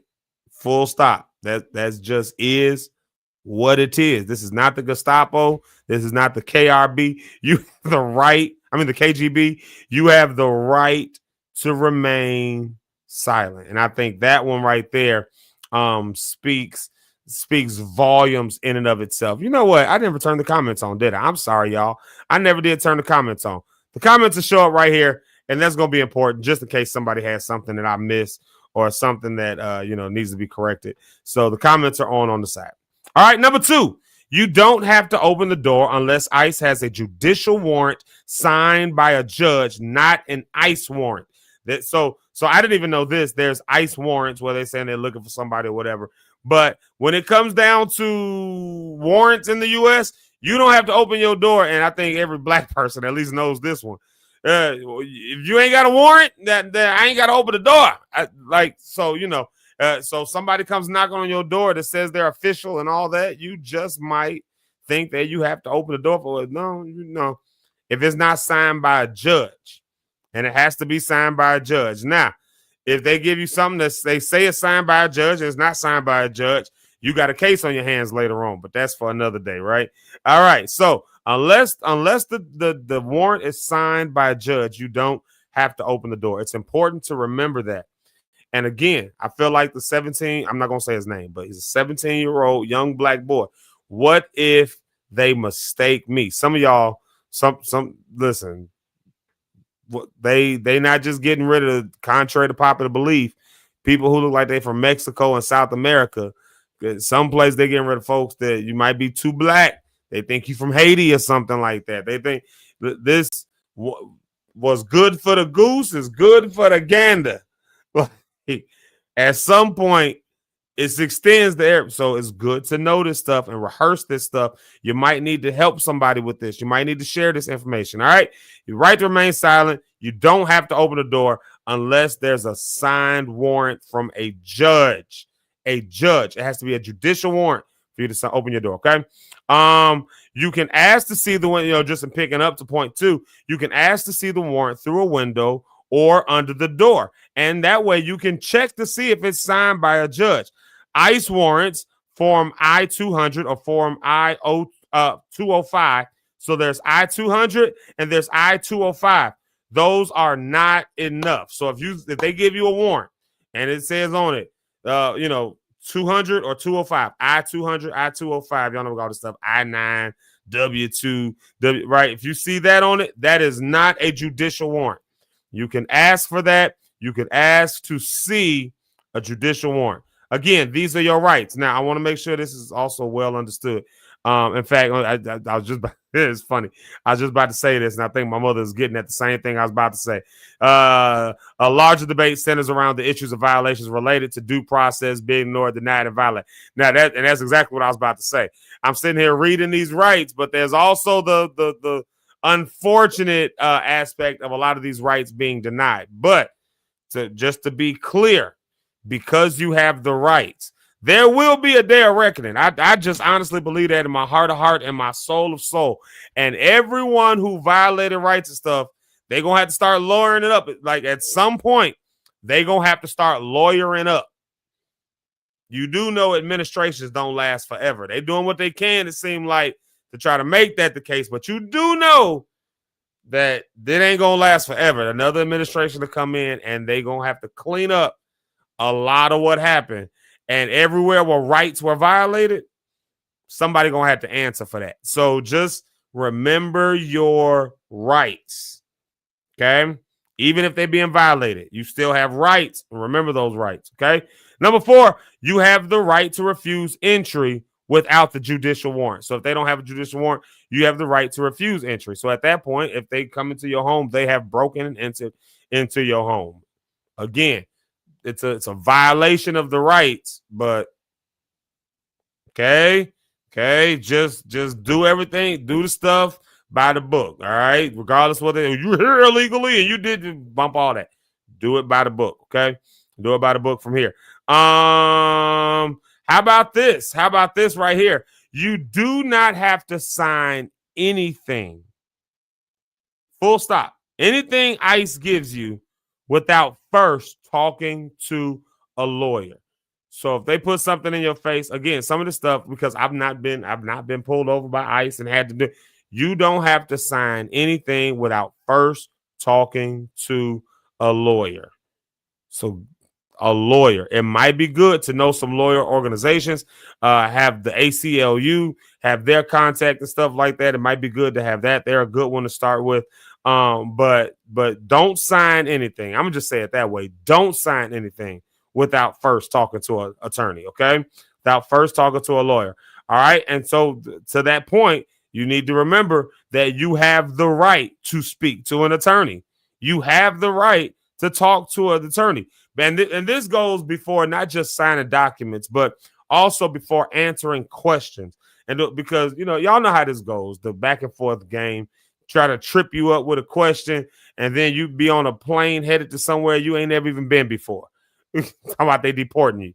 Like, talk to a lawyer first. Talk to an attorney first. If you feel like you need to get an attorney or a lawyer or something like that, I don't know if, I don't know if, because most people can't really afford to have somebody just on a retainer. But, I don't know if you need to start maybe thinking in terms of what lawyers you'll have. We'll try to see if we can find some of those resources. We're starting to research some of this stuff ourselves. And as I find out things, I'll share it. But like I said, I know the ACLU is one good place to start. I know that I don't know if like something like a Legal Shield would be a good option for this. It might be, though. It might be. I'm just not sure what that would look like and what kind of plan, because that's like subscription to a lawyer, if you will. I don't know how else to describe it other than a lawyer subscription.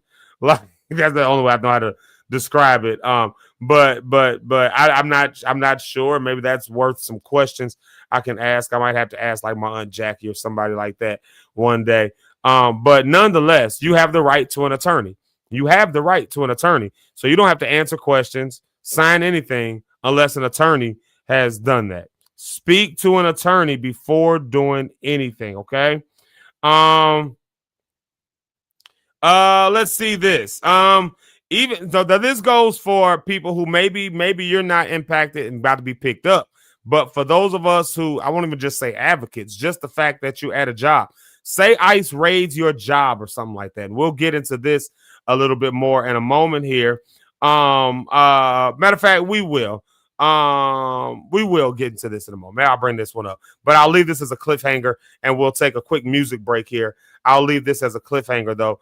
And then we'll come back to it in a moment. But say ICE raids your workplace. You do realize that you have the right to remain in silence at the workplace, also in public, because this could happen in public too. You have the right to remain silent. So you ain't gotta, ICE can't force you to talk. They cannot force you to, what did you see? Yeah, tell me that you saw this. Tell me that you saw it. See, because stuff like that be happening. You have the right to remain silent. You have the right to pull out your phone and record. You have the right not to be discriminated against based on race, ethnicity, or how you look or how you speak. You have the right. So there are some, you know what I'm saying? You have some rights. We'll dive a little bit into this. What happens if it happens on the workplace? But I did want to just settle there for 1 minute, though, before we take this music break. Just settle there for 1 minute. I know. Tough topic, tough, heavy stuff. I get it. I do. But I also get this. That even the things that don't impact us very well, when there's people advocating for us, then we have the opportunity to change and to create change in the world around us. And unfortunately, that didn't always happen for Black folks, for instance. And we know this based on our history. But when it did, it wasn't just Black folks rising up and uniting. But it was the unity that we found with everybody else as well. Somebody had to sign the law into, you know what I'm saying? Like, and we didn't have a whole lot of Blacks in Congress at the time. Like, somebody had to sign those laws in. Somebody had to take up the cause. Somebody had to march alongside us. And so there were white folks that marched alongside Black folks during the civil rights movement because they took up the cause. It may not have directly impacted them, but they understood that an injustice anywhere is a threat to justice everywhere. And right now might be one of those times where we have to recognize that a threat to justice anywhere, the rights that are being violated by humans, by fellow humans, to other humans, fellow humans, is an injustice. No matter how you, I don't care what the law says. I don't care what. At a certain point, there's a humane level, and it only makes sense that we stand for those in our, that we stand for those, that we stand up for those people around us, that we stand up for our neighbors and our friends. It only makes sense that we at least are informed, and that's why we're doing what we're doing. That's why we're having this conversation. Let's take a quick music break here.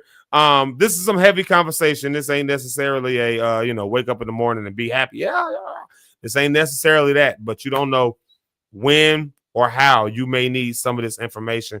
And some of this stuff is just basic stuff. I mean, it's just basic stuff that this is very basic stuff.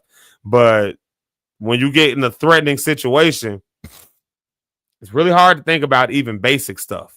That's why you have to rehearse it over and over again. Think about it over and over again. That's what we're doing here. Let's take a couple of music break, a couple of songs here, and we'll be right back. All right. How about a little bit of Nathan Davis Jr. and George?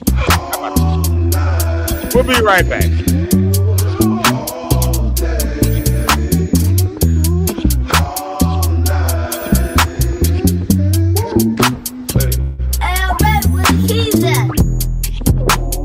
Woke up this morning, I got up and prayed. I'm thanking the Lord for another good day. I kept it simple, no need to explain. Yeah, the devil thought he had me, I got away. Yeah. Don't it feel good when you've been in his presence? Yeah. Walking with him ain't no second guessing.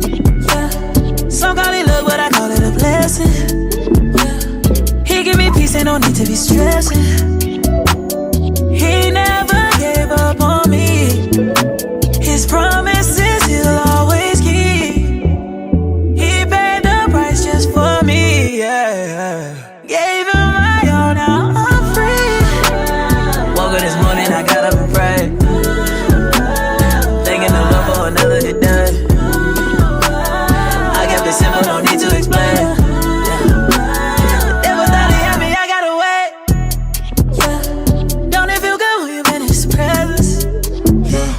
Walking with him ain't no second guess. Somebody love, but I call it a blessing.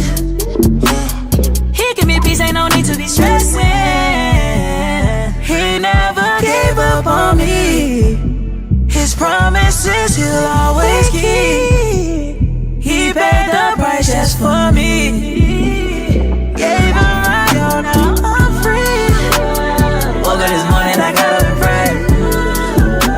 I'm thanking your love for another good day. I kept it simple, no need to explain. Never thought he had me, I got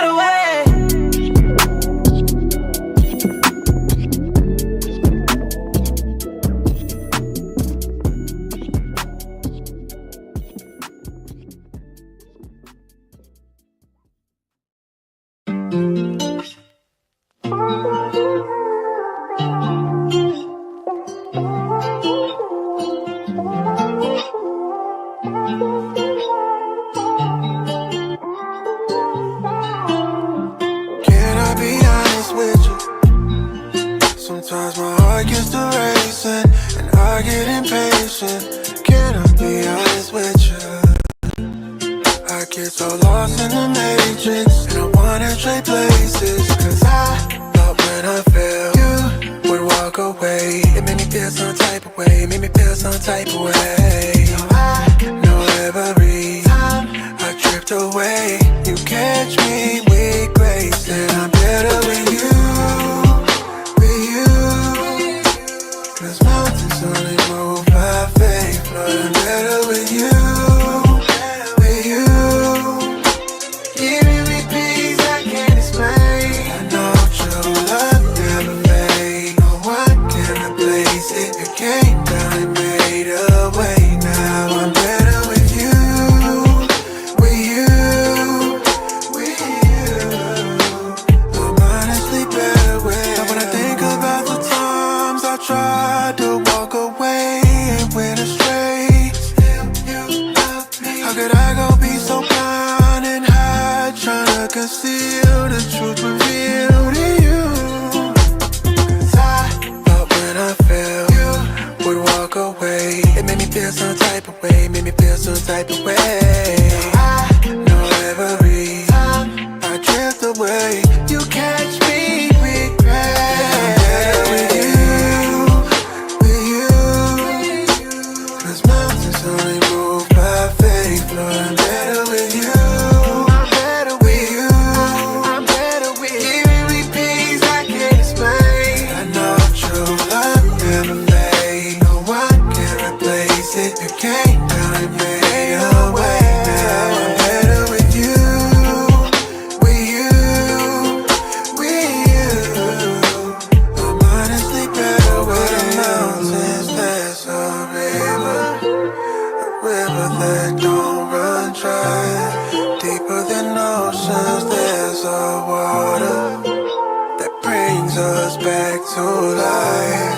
There is no greater revelation than the lamb that came down and sacrificed. No running, I know who I gotta do. I'm better with you. I'm better with you. Hey, 'cause mountains only move by faith. Lord, I'm better with you. With you. With you, Jesus. Only you, Jesus. True love never fades. No one can replace it. You came down and made a way. Now I'm better with you. With you. With you. I'm honestly better with you.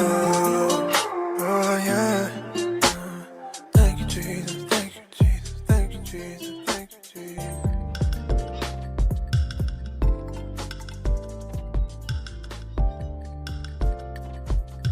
Yep. Take y'all back to the year. Let's call it 2013, 2014, something like that. It was either like 2013, 2014, somewhere in there. I'm driving. I'm getting my master's, doing my master's degree, Governor State University. And for whatever reason, we got let out early. Maybe a class got canceled or something like that. So I headed back to Kankakee. I was living in Kankakee at the time. I headed back to Kankakee. I headed back to Kankakee. And I remember I was going to, I was dating, we just started dating at that time, actually. I was headed to her house. I decided I was going to go. I grabbed some Burger King. And I decided I was just going to surprise her. I was supposed to be at school, but I got out early. So I decided I would surprise her before she left and went to her job or whatever the case may be at her house. So I drove over there and she wasn't there. Like she wasn't, again, she always running somewhere, ripping and running. So she wasn't there. She wasn't there. So I got all this extra Burger King in my car. Like I'm headed back home. It's dusk. This is dusk. Like, so the sun is like right at that spot where you can't really see. You got to have like polarized sunglasses on, like that kind of sunlight, right? That kind of thing, like a little bit of rush hour traffic. It's right around like, this time of year. It's right around like maybe 6:30, something like that. So there's like that little bit of Kankakee's version of rush hour traffic. But, people getting off work, streets are full, that whole thing right there. Long story short, I remember I'm waiting at a stoplight, cars in front of me, cars behind me. I could look over to my left. Of course, we're in America, so I'm in the right side. There's cars that are driving past us. If I'm going this way, right, then I'm facing that way, right? But I look over that way in the parking lot to the hospital. There's a cop that's sitting there. Typical thing, right? A cop sitting there monitoring traffic, doing whatever. He's way back off in the cut. Let's put it this way. He was too far to read my license plate, and he would have been looking directly into the sun, and he would have had to look through 2 lanes of traffic to see it. Cars behind me and in front of me. No way he could see my license plate. It was an impossible, unless you got x-ray vision that looks around corners, there's no way he could have seen my license plate. Now, granted, I did have a sticker that was expired. It's expired by like maybe, it wasn't even like long expiration, like something like a week or something like that. Nothing crazy. But anyways, cop pulls me over. 2 or 3 more cop cars, I don't even remember. They come up, they come blazing, guns out, all the 9, the whole thing, right? Pulling my car over. Of course, he says, well, I pulled you over for an expired tag. You didn't pull me over for an expired tag. Let's start with that. You did not pull me over for an expired tag. When he pulled out, I just assumed he wasn't coming to get me because one like I was speeding, one like I was running red light. We were sitting at a red light. So I assumed when I was getting over, I was letting him go past. That's why I assumed. Lo and behold, they were coming for me. And so, of course, I'm caught completely off guard. It's at this point, like I said, it was either 2 or 3 more other cop cars that pulled up, in the moment. So there were 3 or 4 cop cars total at this point. With cops, hand on the gun, one cop got the gun out, doing all that stuff like that. They pulling me out the car, all this stuff. This is on the corner of Washington and Station, I want to say, Washington and Station and Kankakee, right there by where Jewel Osco is in Kankakee. So Kankakee, you know where that's at. There's some apartments that are right there. All these cops done pulled me over, guns blazing, the whole 9. Granted, I'm ZekeLive. Y'all, listen, I ain't no thug. I ain't no hard body. Like, I ain't no, you know what I mean? Like, I ain't causing no havoc. I ain't doing no, but I got pulled over. I don't know if it was mistaken identity. That's what the streets was talking. The streets said it was mistaken identity because I was driving a Cadillac and there had just been, unfortunately, a murder in Hopkins Park. And the person got away in a brown Cadillac. And under the sunlight, my Cadillac, I had this thing was called Moon Rock. Under the sunlight, it does look like a little bit brown. One instance it looks gray, another instance it looks brown, another instance it looked like a greenish tint that it gives off. It was just like a really interesting color. So I could see how he maybe thought it was that. And they thought they might have had that guy and they had to investigate. They never said that, though. All I know is that they pulled me out of the car. Bunch of people yelling, bunch of stuff happening. I'm confused. I don't know what's going on. But there were some apartments right there. And somebody yelled. There was a lady and a man. They were older. They were sitting on the stairs. And this is, this is the days before a whole lot of video and stuff like that. And these older folks, they weren't going to be videoing nothing. But she said something to me. She said, "Is there somebody I can call for you?" She said, "Just stay calm, baby. Just be calm, baby. Don't fight. Don't do." An older lady, older black. She says, "There's somebody I can call for you. You got a number that you remember." And I memorized 2 numbers at that time. My mama's cell phone number. This is all I can remember. My mama's cell phone number and my girlfriend's cell phone number. Of course, we live in a day and age. Nobody remembers numbers anymore. Thank God I at least remember those 2 numbers. So when they were putting me in the back of a squad car and taking me to a jail cell, a call got made by a random stranger. I said, "If you can't reach this number, call this number, leave a message. My name is Zeke Locke'd. Her name, my mama's name is Lisa. My girlfriend's name is Kim. Like, just reach out, and leave them a message if you need to, and just tell them what's going on. Tell them they're taking me."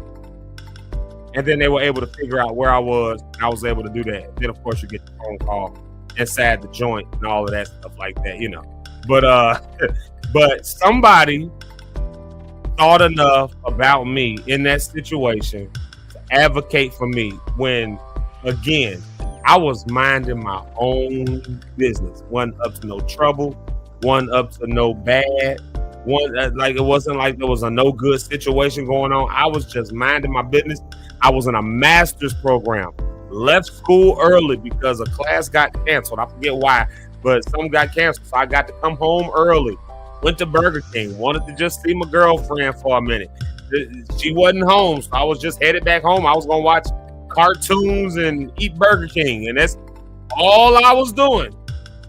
And out of nowhere, here comes somebody pulling me over, pulling me out of my car, arresting me to take me to jail. My mind is discombobulated. Everything is going crazy. I don't know what to expect of this. I don't know what's going to happen. I don't know who to call. Like, my brain, in that situation, if you've ever been in that situation, your brain isn't working the clearest in that moment. Like, just, if you've never been in that situation, then this isn't your time for opinion. This is your time to listen. Like, this brain foggy, don't know what to do, but I can remember 2 numbers.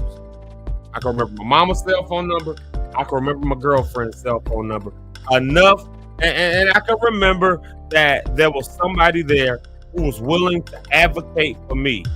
She didn't know me from Adam and Eve. For all she knew, I was a armed and dangerous felon that was escaped from all she knew was something didn't look right.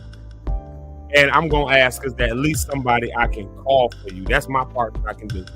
It's in that same spirit that I'm saying to y'all. We're having all this conversation around ICE and everything else.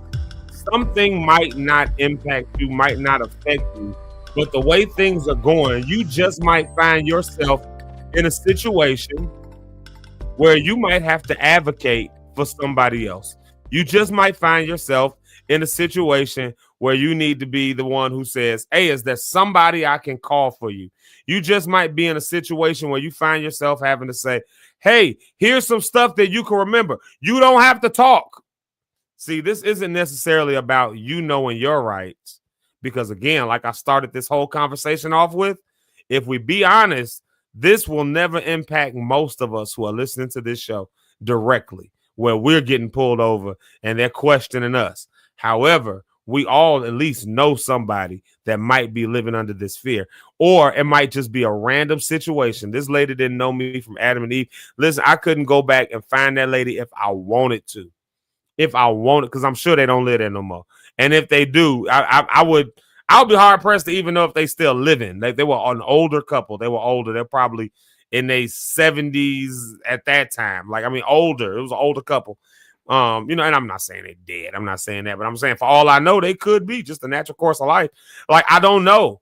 All I know is that the reason somebody knew where I was and the reason somebody knew what was going on with me was because a random citizen who saw me getting arrested and said something don't look right decided to ask the question.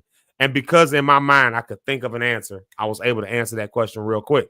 And so how do you know that you might not end up in that same situation where somebody gets pulled over, detained, and you need to be able to say, hey, like, remember these things. Hey, is there somebody I can call? Hey, is there something I can do? Hey, don't answer no questions. You got a lawyer with you? Don't answer no questions. You might have to remind somebody of that. Hey, ask them if they got a warrant.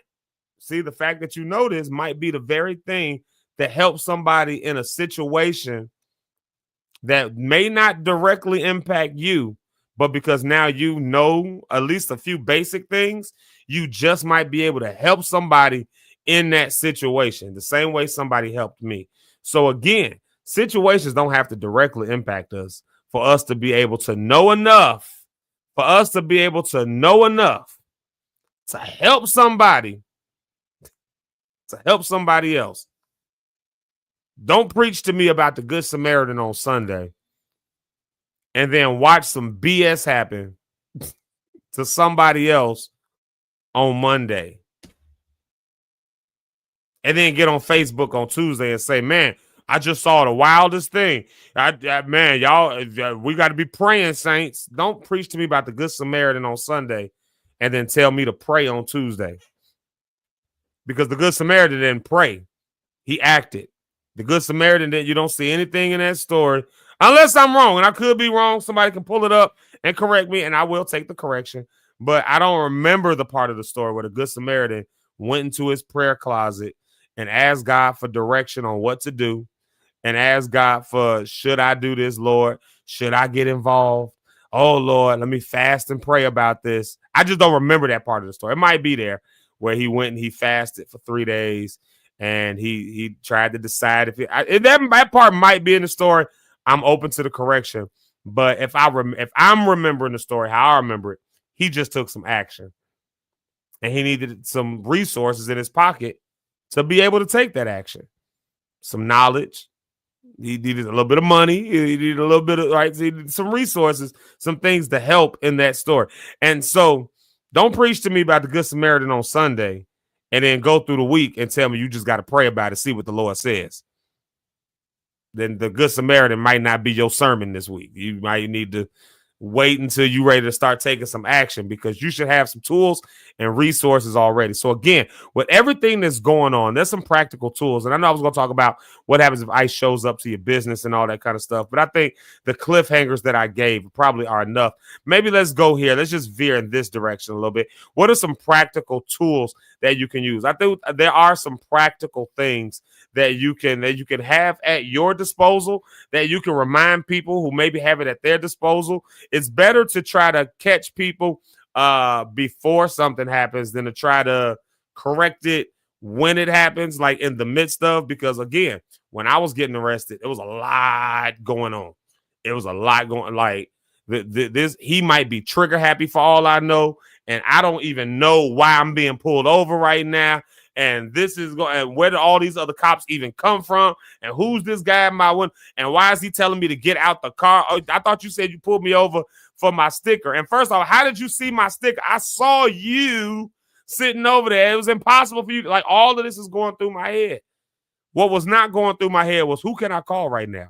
That didn't enter my head until an older lady sitting on her porch, her and her husband, I assume her husband, but this older couple, sitting on their porch and said, is there somebody I can call?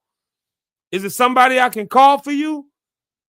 And then it dawned on me, there is somebody that can be called. I can't pull my cell phone out and call. I'm in cuffs. They got my head like this on the car. He got a gun. I can see it. But I can hear the lady saying, young man, stay calm, baby. Is it somebody I can call for you? Just that calming voice eased my tension. It eased it. It eradicated, but it at least eased it. And at least jolted me to think, who can I call? Who can I call? Yeah, call my mama. As they taking me to the car. Call my mama. Call my mama. You know, like, and if I'm gonna say how the situation ended, well, I went to jail. Then I think Sticks came and bailed me out.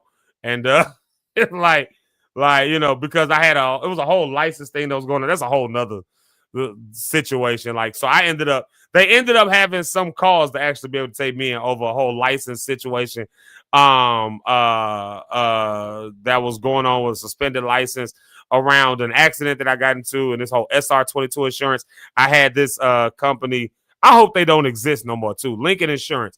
I hope they don't exist. I hope all bad things happen to them, like, because they were horrible. They weren't reporting my SR22 status. So I was paying them to be able to tell. It was just a whole long thing. I don't even want to go into all of that. That's a topic for another day. But let's just say that was the case. And I had to keep working, like keep sorting out, like, because even though they never revoked my license, it never got revoked because I always could prove that I had the freaking insurance. So it always got thrown out. But I ended up in that situation like 3 or 4 times. I kid you not. But the way this particular situation happened was wild. I had never had guns blazed on me. I had never been pulled out of my car. I had never had somebody I had never been in that situation.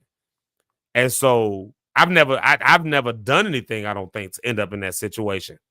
So somebody being there to calm my nerves and remind me, hey, baby, stay calm. Just stay calm, baby. Stay calm. Is it somebody I can call? Think, baby, think. Who can I call for you? Now my mind is moving. And again, it's in that same spirit that I'm saying to us.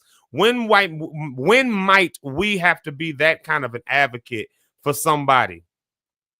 Like the stuff that's going on right now. And again, this is all centered around ICE. And this goes even to other kinds of police brutalities and stuff like that. But right now, we're just talking about ICE. You know, like there might be somebody at your job. It might happen.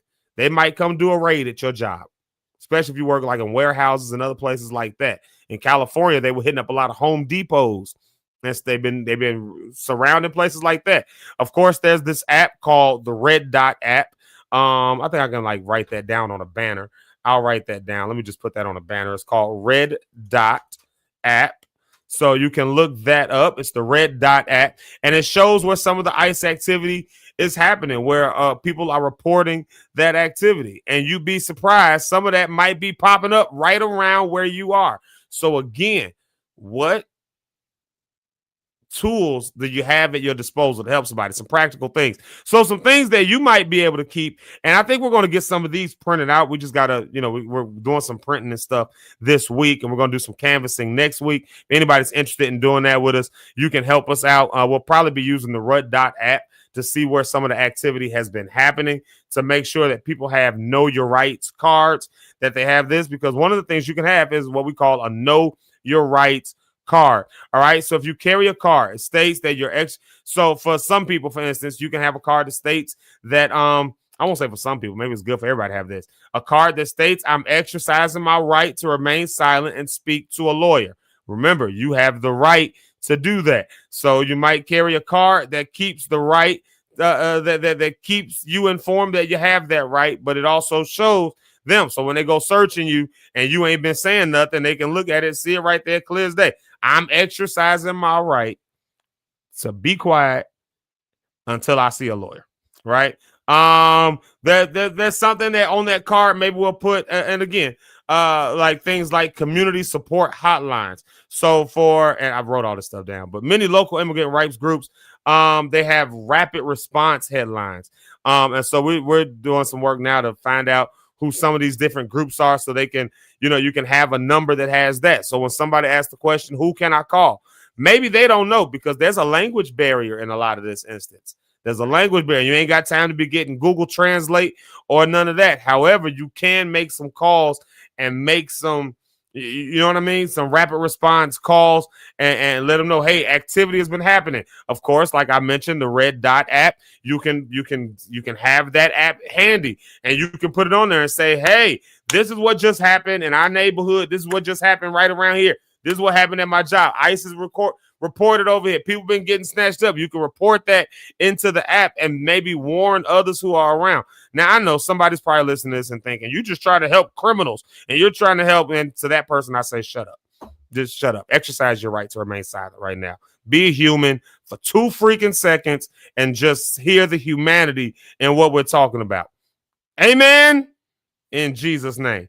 All right. So, emergency plan. Keep a family emergency plan. So you get your contacts, childcare, financial arrangements. Remember, when you're gone, like if people don't have access to your bank accounts, other stuff like that. So you need to know who's going to have the power of, maybe if that becomes power of attorney, maybe that's making sure someone has access into your bank accounts, making sure that those things are there. So making sure those pieces are together. Keep a family emergency plan together. Who are like, you got some aunties, some uncles, some tios and tias. You got some, you know what I'm saying? You got some abuelos and abuelas. You got some, who is there that you can contact? Because if you get picked up, like I think about, I'm gonna say his name, but I think one of my clients, I think about him with 2 young daughters, and let's imagine he's going to make money somewhere and he gets pulled off. Who's going to take care of those 2 young girls, 4 and 5 years old? I think one of them just had a birthday, so 4 and 6 years old. Who's going to take care of them? What's going to happen to them in a country that they're not from? And what happens if they get deported back? And how do you keep track with that? Who can you contact? This was some of the stuff that we worked on him with, making sure that he at least had this, make sure your brother's name is here. Make sure this is right, because what's going to happen if you get separated from your kids, if you get separated in that situation? Exceptionally important. So have that family emergency plan. Keep some legal contacts ready, right? Have some legal. We keep talking about this exercising a right to talk to a lawyer, but if you don't have a lawyer you can talk to begin with, then you can exercise that right all day, but you can't actually exercise it. You can claim exercising it, but you can't actually exercise it. So, I'll do some digging. I'll ask a couple of questions around things like Legal Shield, stuff like that, to see if this is even an area that they're involved in or that they get involved. I imagine so, but I don't know. I don't know how that works when it comes to the hours and things like that. But there are other things, like I said, like the ACLU. There's a lot of civil rights lawyers that are out there. There's a lot of other, things that are taking these kinds of cases. And there's a lot of hotlines, a lot of organizations. So we'll try to have some of those numbers on the card. We're going to try to get some of this stuff together within the next week as we figure out some of these things out. But at the very least, like, just remember a lawyer. Find a lawyer whose number you can either remember or you can have it written down, write it on your hand. Do like like write it like a tattoo. I ain't saying tattoo it, but write it. And when you go out before the day, and if something happens, you can look at it. It's on every side of your arm or whatever the case is, and you can let me call this number. Let me do whatever you need to do. Have that. Here's one that you remember. Don't run. Just don't give no suspicion. I know. We saw some of the videos like the guy on the bike who got away. We've seen people run, get away. We've seen that stuff like that. But 9 times out of 10, you run, you're going to get caught. And you're getting caught with suspicion at that point. So don't run. Remember that, okay? And then just staying calm. Like I said, there was somebody that was there that calmed me in that situation. And that, take away all reasonable suspicion. Now, of course, the charges around the other stuff, I don't even know if they made any charges around other stuff. They just had to have a reason at that point to justify pulling me over and arresting me. So they found other stuff. But right. And then here's one right here. Document everything. If it's safe, write down badge numbers, take photos and videos, record the time and the place. This is an area where it's actually for those of us who can advocate for somebody else. We can advocate for somebody else. Write down badge numbers. If you can get badge numbers and get it as best you can. Get as close to it as you can. Try to hear a name. Obviously, you got to maintain a certain amount of distance, all of that. But I tell you what you also can do. You can record. I know they out here like cowards with masks on and all that stuff like that. I know. I get it. But you can still record them, still advocate. You can still say where they were. Trust me, when it all hits the fan and it's time for this stuff to come to a certain point, here's one thing that's going to end up happening. The rubber's going to hit the road one day. And at some point in time, people going to have to answer for what's going on right now. And when that day comes, it's going to be all about what we got, because we ain't going to remember this 5 years from now when there's like a new administration and all. We ain't going to remember none of this stuff. Like so document everything. Write it down. I keep bringing up this red dot app. Let me see if I can just find it. I don't have let me see. I think I had it open earlier. Nope. I closed it out already. And this is the last thing I'll say about it, though. Where's my red dot? There it is. It's an app, and it looks like this. This is what you're looking for as an app. That's what you're looking for. Notice how it has like location, all that kind of stuff like that. So if you can see it right there, if you see this part right there, all of those red dots are places where ICE has been reported within the last like maybe hour, 2 hours. Let's see. Here's one right here over in the South Shore, right? Look at this. Over in the South Shore, ICE being seen. Look at that. That's all over the place right there. All through South Chicago. It makes you ask the question, what are they doing in the South Shore?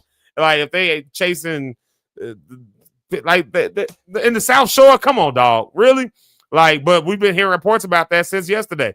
Like that they raided a place, long guns out, they surrounded a place, and of course turned up with nothing. So they are instilling fear beyond just Hispanic communities, Latinx communities. They're expanding fear even beyond that, just also into our communities. And this isn't me trying to go on fight the power kind of campaign. This ain't me trying to be like that with y'all. This is me saying this is what's going on. This is what's happening.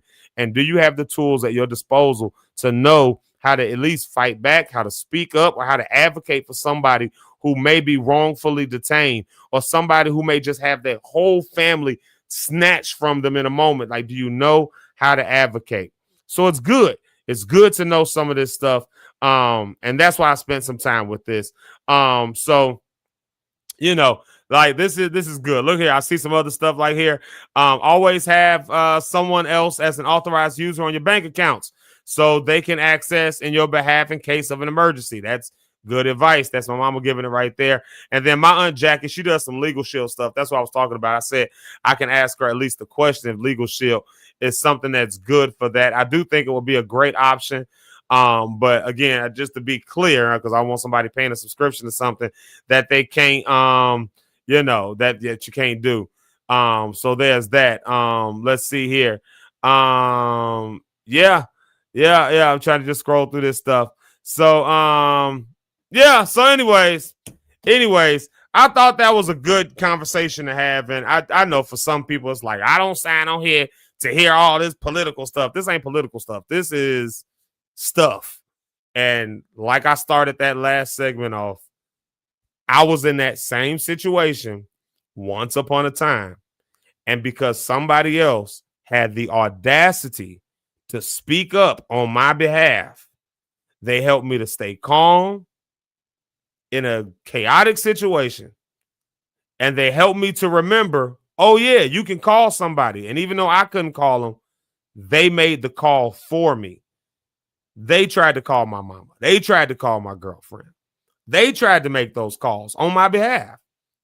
And as a result, by the time I got to the jail, somebody already knew where I was and what was going on. And we were able to clear that up by that night. There's some people that's not happening for them. That's not happening.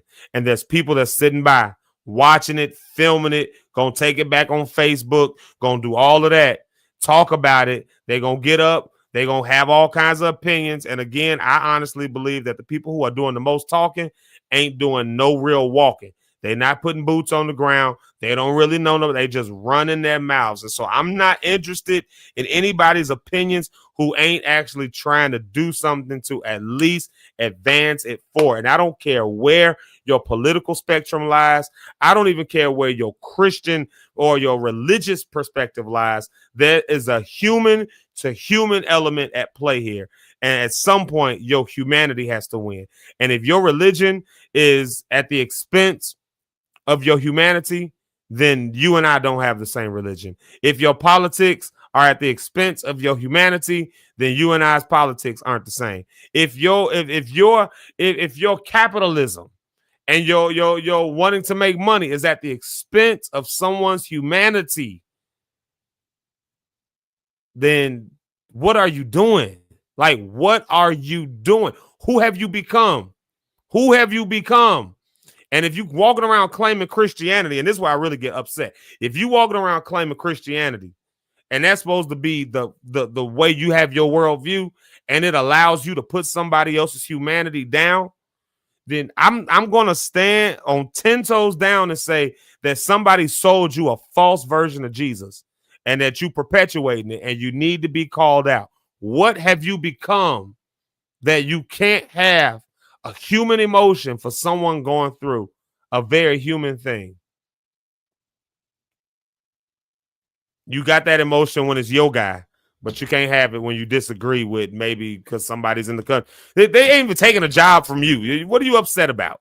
Like, you know what I mean? Like, just come on, man. Humanity wins every time for me. And that's what I'm portraying right now.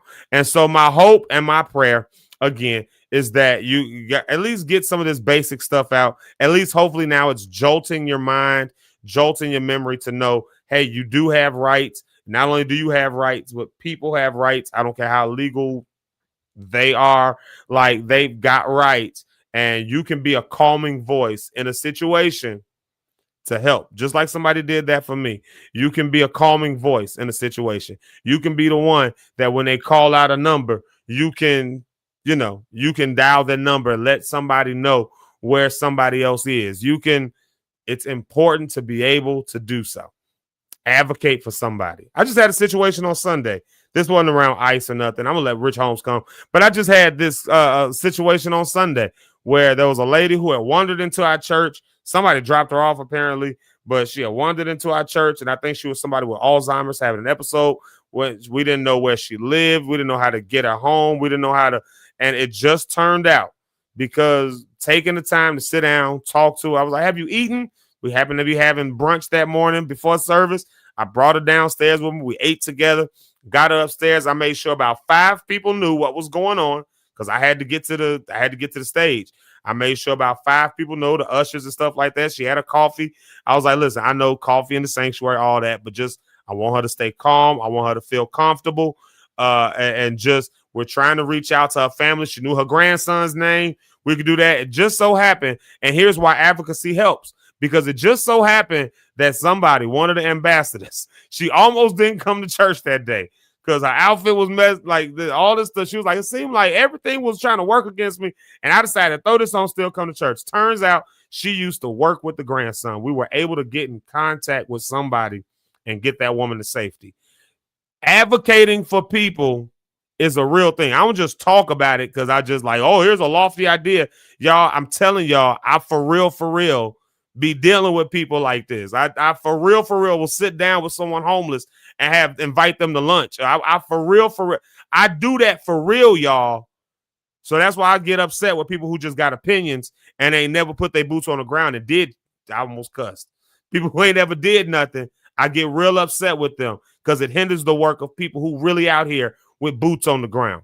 It really hinders that. So if you're willing to advocate for somebody, love somebody through a situation, please remember some of these basic rights. Remember some of these basic rights and be able to help them write that stuff down. We're going to try to have some printouts and stuff, and we'll tell you where you can get that from. We're doing that this week. So by next week, sometime next week, we should have that because we'll be doing some canvassing efforts, and we can show you how you can help us out in that area.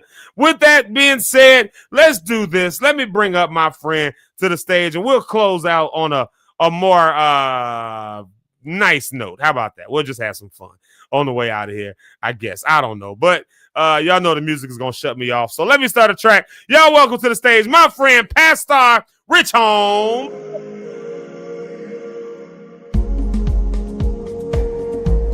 I think. Oh, hey, yo. I think yeah, I'm here. I'm going to make it in here now. You ain't going to stop me. Get me in here. Yeah, I was like, I think the screen is going to change. I think it's going to change. I'm clicking it. I think. I was hoping my computer didn't freeze up again like it did this morning. Oh, man, it was been bad this morning. Oh, man, I had to reset my whole computer. And then it tried to act like it was my computer been acting like it's trying to crash. So that's why I said I need a new computer, actually. I have to get a new computer. So, you know. Okay. Yeah. If you got a new computer out there, you guys know how to fix one, let us know, man. We need a new computer for ZekeLive. You got a lot of stuff in that computer. I need 2 computers, actually. I need a desktop that stays here, and I need another laptop. So. Oh, man, he need 2 computers. My goodness. We got to do big things. ZekeLive in the morning, baby. We got to be like, you know. Like, great. Yeah, great. It's the fourth quarter. It's the fourth quarter, man. The fourth quarter of 2025. That's what I told him. I said today is the first day of the first quarter. So whatever you ain't finished, whatever you ain't got done, anybody who watches sports that's divided into 4 quarters, they all understand that the fourth quarter is where the game really begins. Like everything else was a prelim to the fourth quarter. That's where the game wins. You got the great Tom Brady on your team. You could be down 30 points and come back and win the game. You got LeBron on your team. You got Kobe on your team. You got Kobe on your team. You might need to play. Because Kobe shouldn't be on anybody's team. But when Kobe was Kobe, if you had Kobe on your team, that'd be tough right now. It'd be tough to be on your team right now. Either you need to do a seance or somebody is lying to you because that is not Kobe Bryant. A liar. Oh, when Kobe was alive, if he was on your team, the fourth quarter just might have meant. Yeah. It just might have meant you can still win the game. You can pull up and hit some shots and, you'd be down 25 points and fourth quarter turn that bad boy around. So yes. Now turn it churchy, Zeke. Huh? Turn it churchy. You may not have Kobe. You may not have Kobe. You may not have LeBron. You may not have Joe Montana or the great Tom Brady. Yeah. But I got somebody who's the greatest. The greatest of them all. I'm here to tell you that there's a man named Jesus.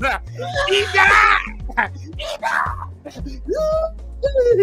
He died for you. The doors of the church. That was funny with the track in the background. That's hilarious. Right.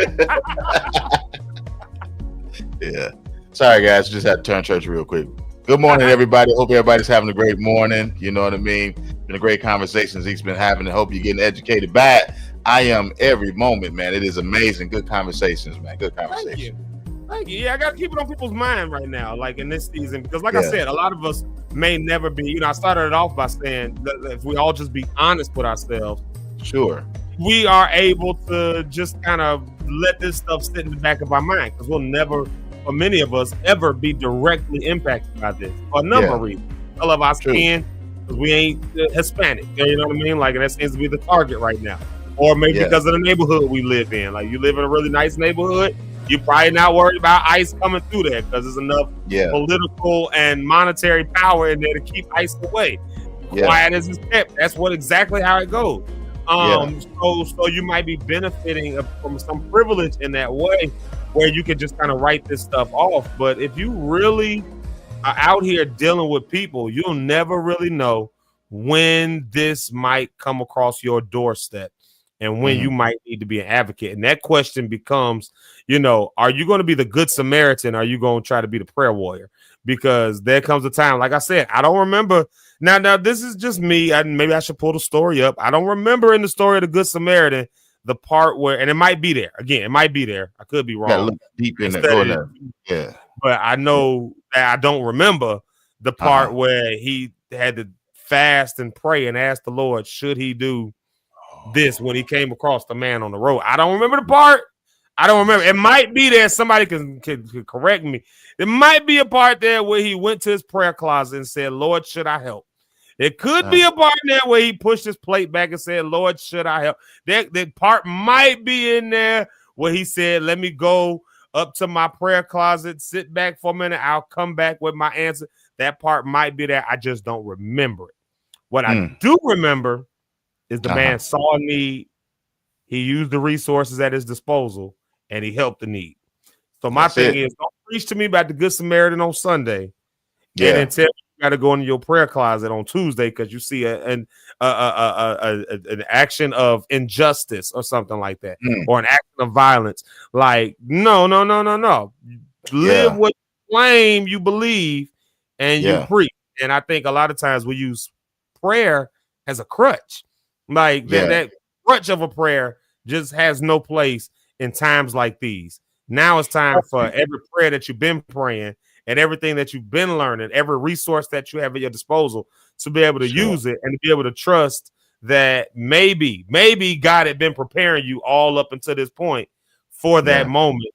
And you don't need to be waiting around like Gideon kept doing every time God said, do that. Well, Lord, prove it to me that is you. And God kept showing him, and he kept coming through. But how much quicker could a victory have been if you just moved because you was already prepared for the victory? Don't tell me that God doesn't put power inside of you, but I got to go pray for the power. What are you praying for? Are you praying for what's already there? I'm not praying for a cup of coffee. I got a cup of coffee. You're trying to get what you already got. Yes, sir. You're trying to get what you already got. I like it. Yeah. I like it. I think it oftentimes to emphasizing common values as well amongst one another. You know, and if we as the followers of Christ, if we believe in that, we are called to love our neighbor. We are called to advocate for justice, right? That's part of the plan. You know what I mean? I think a lot of times, and this is just me in the journey, I do see people seeing love. Love is different for a whole lot of people, the way they express love, right? Sure. Loving a neighbor, if someone said they love their wife, but then they beating up their wife, they still may say they love their wife, but that's how they express it. I don't think we should go out beating up our neighbors, but that's expression of love in some cases. So what I'm saying is, I think as God is calling us to do, we have to find a way to love our neighbors. And I think this is one of the ways to do that, as well as acknowledging shared humanity. You know what I mean? As I think you kind of highlighted as well. And that's why I love this platform. Again, we all have unique stories, right? We all have unique backgrounds. We have unique situations that we come from. And even if it's moments, we have to find time to listen to one another, to listen to our immigrant brothers and sisters. They're going through what they're going through. Even if you don't highlight them, like even where I live at now, I have some immigrants. They don't have the issues, but they have cousins, they have people that they're connected with. And now, because I'm having a conversation, these are some of the best neighbors I ever had. You know what I mean? One of my neighbors is connected to my doctor. So all that's pretty cool, just kind of have that in the earth circle, what it is. But some of them are still going through some issues, even in this situation. And to have a conversation on yesterday, it was amazing. It was eye-opening, and I was able to go back to see, okay, well, what are some of the best practices that I can do? And one of the things I kind of saw was just show my shared humanity. Hey, man, I am showing some type of concern. Here's some things I'm hearing about. Here's some things. Have you tried to go over here and check this out? They're offering help over here. I'm also going to offer prayer. That's just who I am. But I'm also trying to offer ways to take action as well. So it's pretty cool. We had this conversation because I would never even brought it up to them. You know what I mean? I would have had the conversation. We would have talked about cutting grass like we normally do. We talked about the weather like we normally do. We talked about the neighborhood like we normally do. But no, let me just ask you about this, bro. Have you been affected by this? And it opened up a whole different thing. You know what I mean? And so that allows me now, you know, if I'm thinking of my of the God in me, to kind of talk and speak to life and speak even about Jesus, even in another way. But because we had that conversation, it opens doors for even more conversation to other things as well. Mm-hmm. No, that's that right there. See, that's what I'm talking about. I love that. See, Yeah. that's why I love this man, y'all. That's why this is Yeah. my right there, like doing that. Because again, I know a lot of preachers and folks who would not do that. I'm telling you right now, it's like some of us have become, we use this language so heavenly minded that we're no earthly good. And we use it kind of like very colloquially and very surface, because we'll talk about it in the sense of, you know, you so heavenly minded, you always the, you know, oh, the Lord is good. And this, that, and that. You don't even know how to say hello to somebody. But sometimes being so heavenly minded is much deeper level. Sometimes being too heavenly minded, again, is that before I can help, I got to go pray about this. I got to go. You got every resource in your pocket to help somebody right now. Could it be that the Lord put them resources there so that we all will walk around all day? I'm blessed to be a blessing. And then when it's time to be a blessing, well, let me go pray about it. Yeah. We'll find out if I should, because ultimately what happens a lot of times is that after you pray about it, you realize, well, I don't think right now is the time that I should. Them prayers usually work because we don't want to let go of whatever the source is. And so it usually ends up being what we prayed for. We don't feel led right now. We don't feel, and it's like how can you not feel led to share a resource that you've been getting, some random resource, like some random information, for instance, on, you know, make sure that you know these different rights. I mean, that's a random resource that you have that somebody might not know. But because then, you know, you can go back and always be like, you know, well, let me just pray about it. No, just tell the person, know your rights. Don't talk to them. Don't open the door unless there's a warrant. Just simple stuff like that. Like I said, that was helpful to me when I got pulled over that one time. They had guns blazing and everything. It was a couple, but the lady was the one that was talking. Just one older lady. And because she was there, her voice in my ear going, just stay calm, baby. Don't shoot from my porch. Just stay calm. Who can I call? You got a number you remember? Who can I call? And I can only memorize 2 numbers. And I was like, just call them. They'll figure everything else out. Yeah. Like and by the time I got to the jail, folks already knew what was going on. Because one person, You went to jail? Yeah, they took me to jail. Dang, Zeke, it was cold in there too. Like you got the holding cell. It was back. Yeah. Them holding cells suck, don't they? They terrible, man. Concrete everywhere. It's gray. It's cold. Yeah. Like nobody really want to talk to you. It's just crazy. You don't know what's going on. That dude kept coughing over there. This before COVID, but that cough didn't sound healthy. Like, and I'm right next to him. I'm just like, stop coughing, bro. Like, you know, it was only like 3 of us in there though. So I was, I had a solo it was only one. 3 people there. Like, it was just me in the toilet, and we was just sitting there. I didn't have a toilet. We had a bathroom. They let us go to the restroom. Oh, y'all got a nice place. Well, no, I don't know if it's nice. It was Kankakee County, but Jerome Combs Center in Kankakee County. I don't know if it's necessarily nice. It's just the area we was in. Yeah. But I'm saying, here's the thing, though. I didn't get taken all the way through the jail, and I've been through that jail by doing other stuff. Like I didn't have to go through all of that. It didn't get any further than that part, because by the time I got there, somebody was already on the way. Sticks was already on the way there. She was already she was already getting money together. She was already doing. So by the time, by the time it was time to do anything, like someone had advocated, but that would not have been the case at all had that woman, like that one step that happened, that one lady who said, is there somebody I can call for you? It would not have gone down that same way had that one step not been in place. I would have had to wait till I got my call. I would have, then all these other things, they would have, by that time, I would have already been booked and everything else. So I would have had to do all of that process first. But because one step in the matrix, a random person who I don't know from Adam and Eve, she don't know me. I could have been a convicted killer or anything else like that. All she knew was like, here's a young black man with guns blazing all around him right in front of my house. And I'm going to ask him. I'm gonna tell him stay calm because I don't want this to go another way. Yeah. And I'm gonna ask him if he remembers any numbers, and I'm gonna be the one that at least calls those numbers and has somebody ready. And so it changed the very trajectory of that situation. I'm just saying, like with what's going on right now, you look into this Red Dot app. You can see that right around many of our neighborhoods right here in Chicago, you'll see where these red markers are popping up because ICE is there. So it's not too far from our doorsteps. It's not, and these are black neighborhoods as well, like the South Shore. A lot of red dots popping up on the South Shore. Not a whole lot of Hispanic population in the South Shore, but it's a lot of red dots over there. So this ought to let you know that something like one report was that and somebody had I don't know if they had video of it or not, but we were talking about this yesterday. After we got off of here, that they had a building surrounded with long guns in the South Shore, bro. Like South Shore, like how South Shore. Like I would have been more believable if it was like in South Chicago. I would have been more because that's Little Mexico. But like over where I live, like that. But in the South Shore, so this is something that's extending. And so if it might hit your doorstep, and you need to know some of this basic stuff, and you might have to be that good Samaritan. And it might not mean that you need to go and I'm not saying go tackle a police officer and do all. I'm not saying do none of that. He not saying that. He didn't tell you to go tackle a police officer. He didn't tell you to do nothing harmful or violent to anybody. He didn't say that. Not at all. Not at all. All I'm saying is though, there are things you can do. Get police badge numbers as best you can. Like get video. Everybody got a video camera in their pocket. Like turn on, like record the situation. You never know when that might need to come back. See if you can get that to somebody. Ask them if they got a number. If there's a language barrier that's there and you know how you can speak Spanish or something like that, and you know the cop or that ICE agent ain't speaking Spanish, but they yelling a bunch of commands at somebody who don't speak English.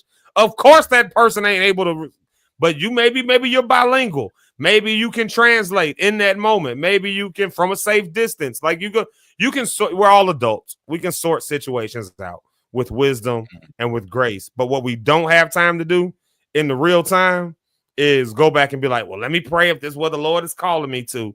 Let me pray. Like what else is the Lord calling you to? I mean, just like what else is the Lord calling you to that would be different than protecting someone's humanity? Like what else? Yeah.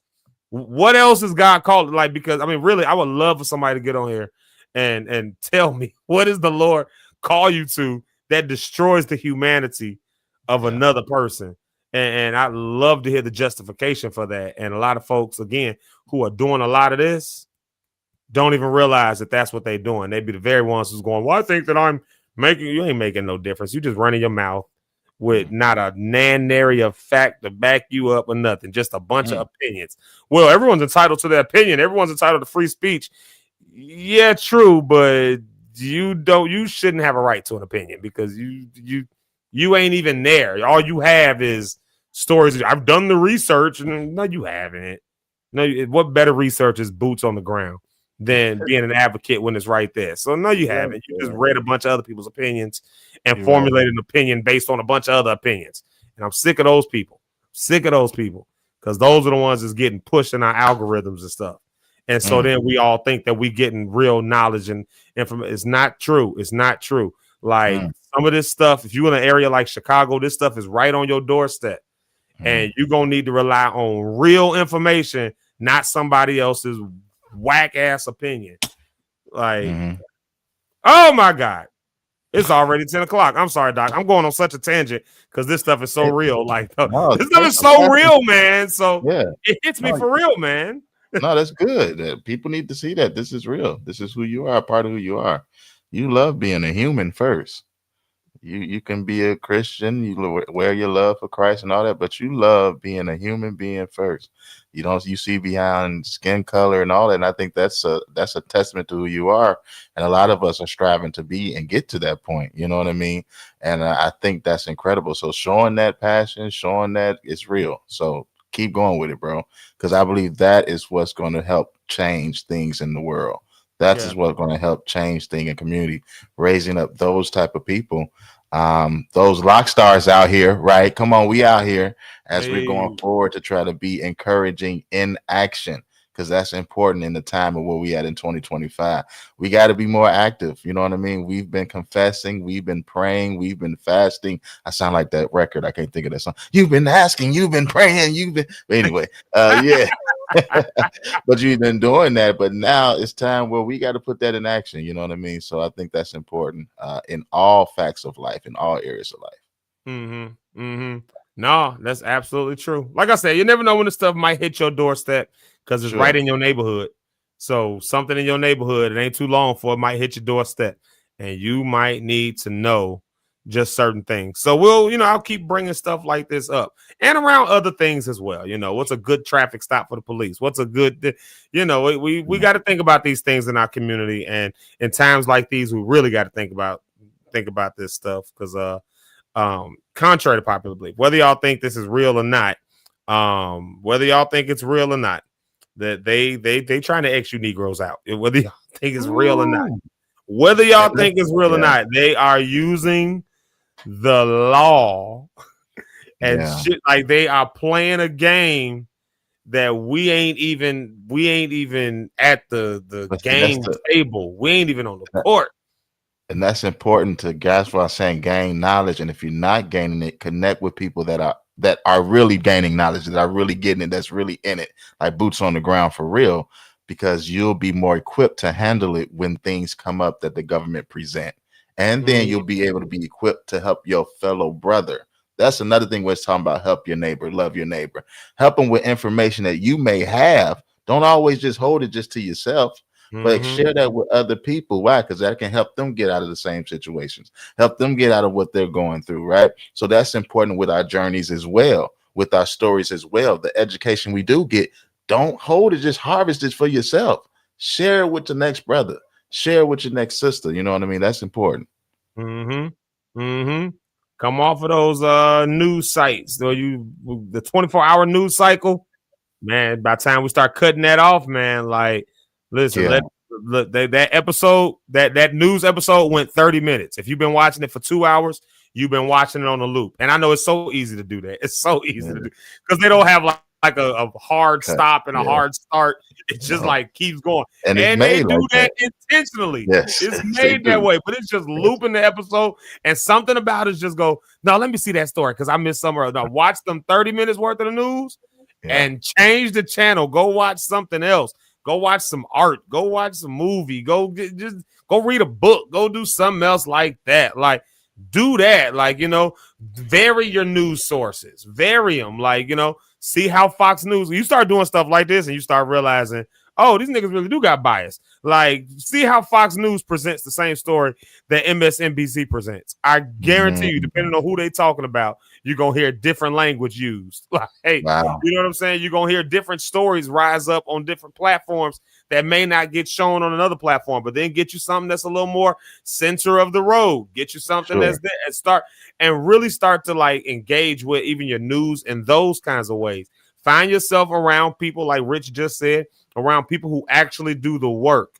Like, don't rely on the news sources for you to get your information. Find some organizations. They all have, there's all kind of, you can go to beat meetings for your police officers. You can go to you want to find out what's really going on with the police and have an advocacy, go meet them, go to their meetings. You want to find out what's going on with your aldermen and stuff like that, go to some of the town halls, listen to them, go see what them, go down to the all these things are available for you to do. You don't have to get your info from one or two places. And then, because all you're going to get from there is an opinion. And anybody with too much of an opinion probably didn't do the chance to do. And people who say, do the research, like anytime you got to research stuff that you can ask direct questions for, then you're probably not getting the right source. Like you can go directly to your state senator. You can go directly to you can go to their offices and find stuff out. That's a different level of research versus just, oh, I read this article. I read that article. No, you read opinion piece after bias piece after such and such, and you formed an opinion based on a conglomeration of a bunch of other people's opinions and sound bites, and you think you got something now, and you don't. Wow. You don't. You just formed an opinion based on opinions, so you just added to the repertoire of opinions. At some point, put your boots on the ground. At some point, talk to somebody. Like Rich said, he talked to his neighbor. At some point, talk to somebody. Somebody just ain't talking because the conversation just ain't came up. But then when you read the conversation up, whoa, look what I just learned. My cousin, oh, your cousin is dealing with this? Oh man, I just learned today that does make sure your cousin knows that they shouldn't open the door unless such and such That I did. That's what I did. It went just like that. And it was a great conversation and opened up the doors for so many other things. We talking about business opportunities with this man. You know what I'm talking about? Just open up doors for so many opportunities. And we ain't on the same faith, but it don't matter. It's about right now, about humanity, right? Let's connect. And I believe there's a power in connection right now. So I'm trying to find a way if this is the connection I need to have or not. I can't allow my religious thoughts or my political stance or to stop a divine connection from God. You don't think God's power is more powerful than all of this anyway? So get my butt out the way, as I call it. Sometimes that's what you got to do. Whatever your butt is, get it out the way and let God have his way for real in your life. Shoot. All right, I'm done. Make it churchy, Doc. Make it churchy, Doc. And in the name of Jesus, sometimes you got to just sit back and let God have his way. Take the wheel, Jesus. Take the car, Jesus. Take the road. Uh-oh. Did Rich freeze up or did I freeze up? Uh-oh. You froze up. One of us froze up. I don't know who, but yeah, I gotta go. I'll let y'all, man. You know. Did I freeze up for real? Oh no, would I look silly? I don't know. Just froze up on my side. It could have been me that froze up. I don't know. I don't know. StreamYard be StreamYard.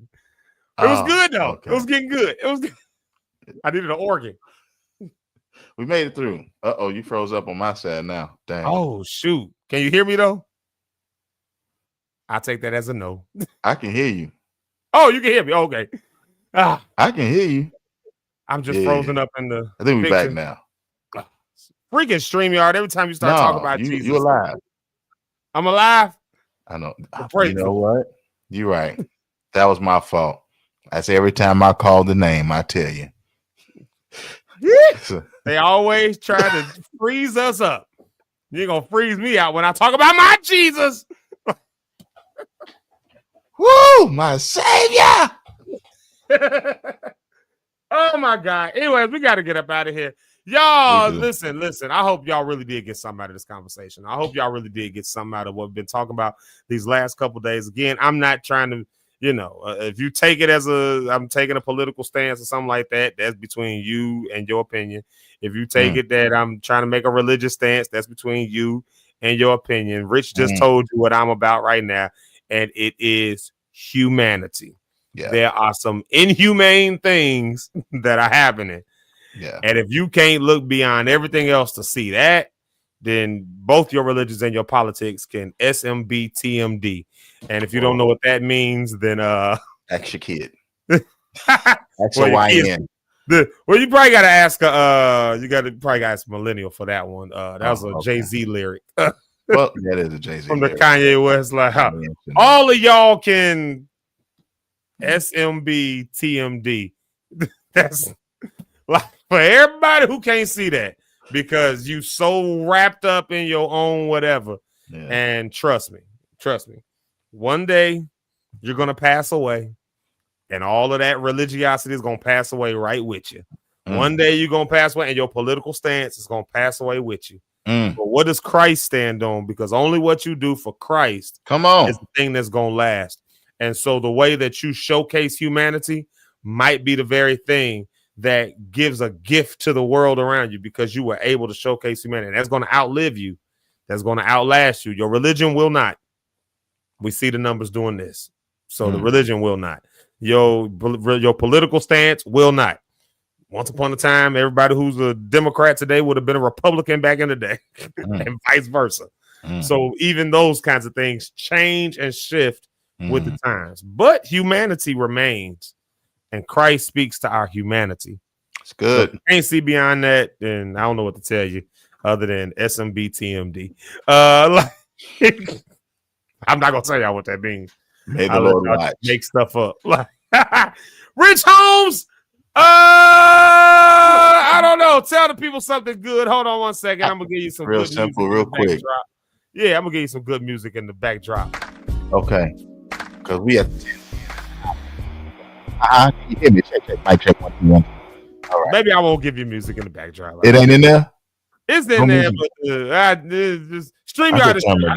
Y'all wait till next week when we have a better service.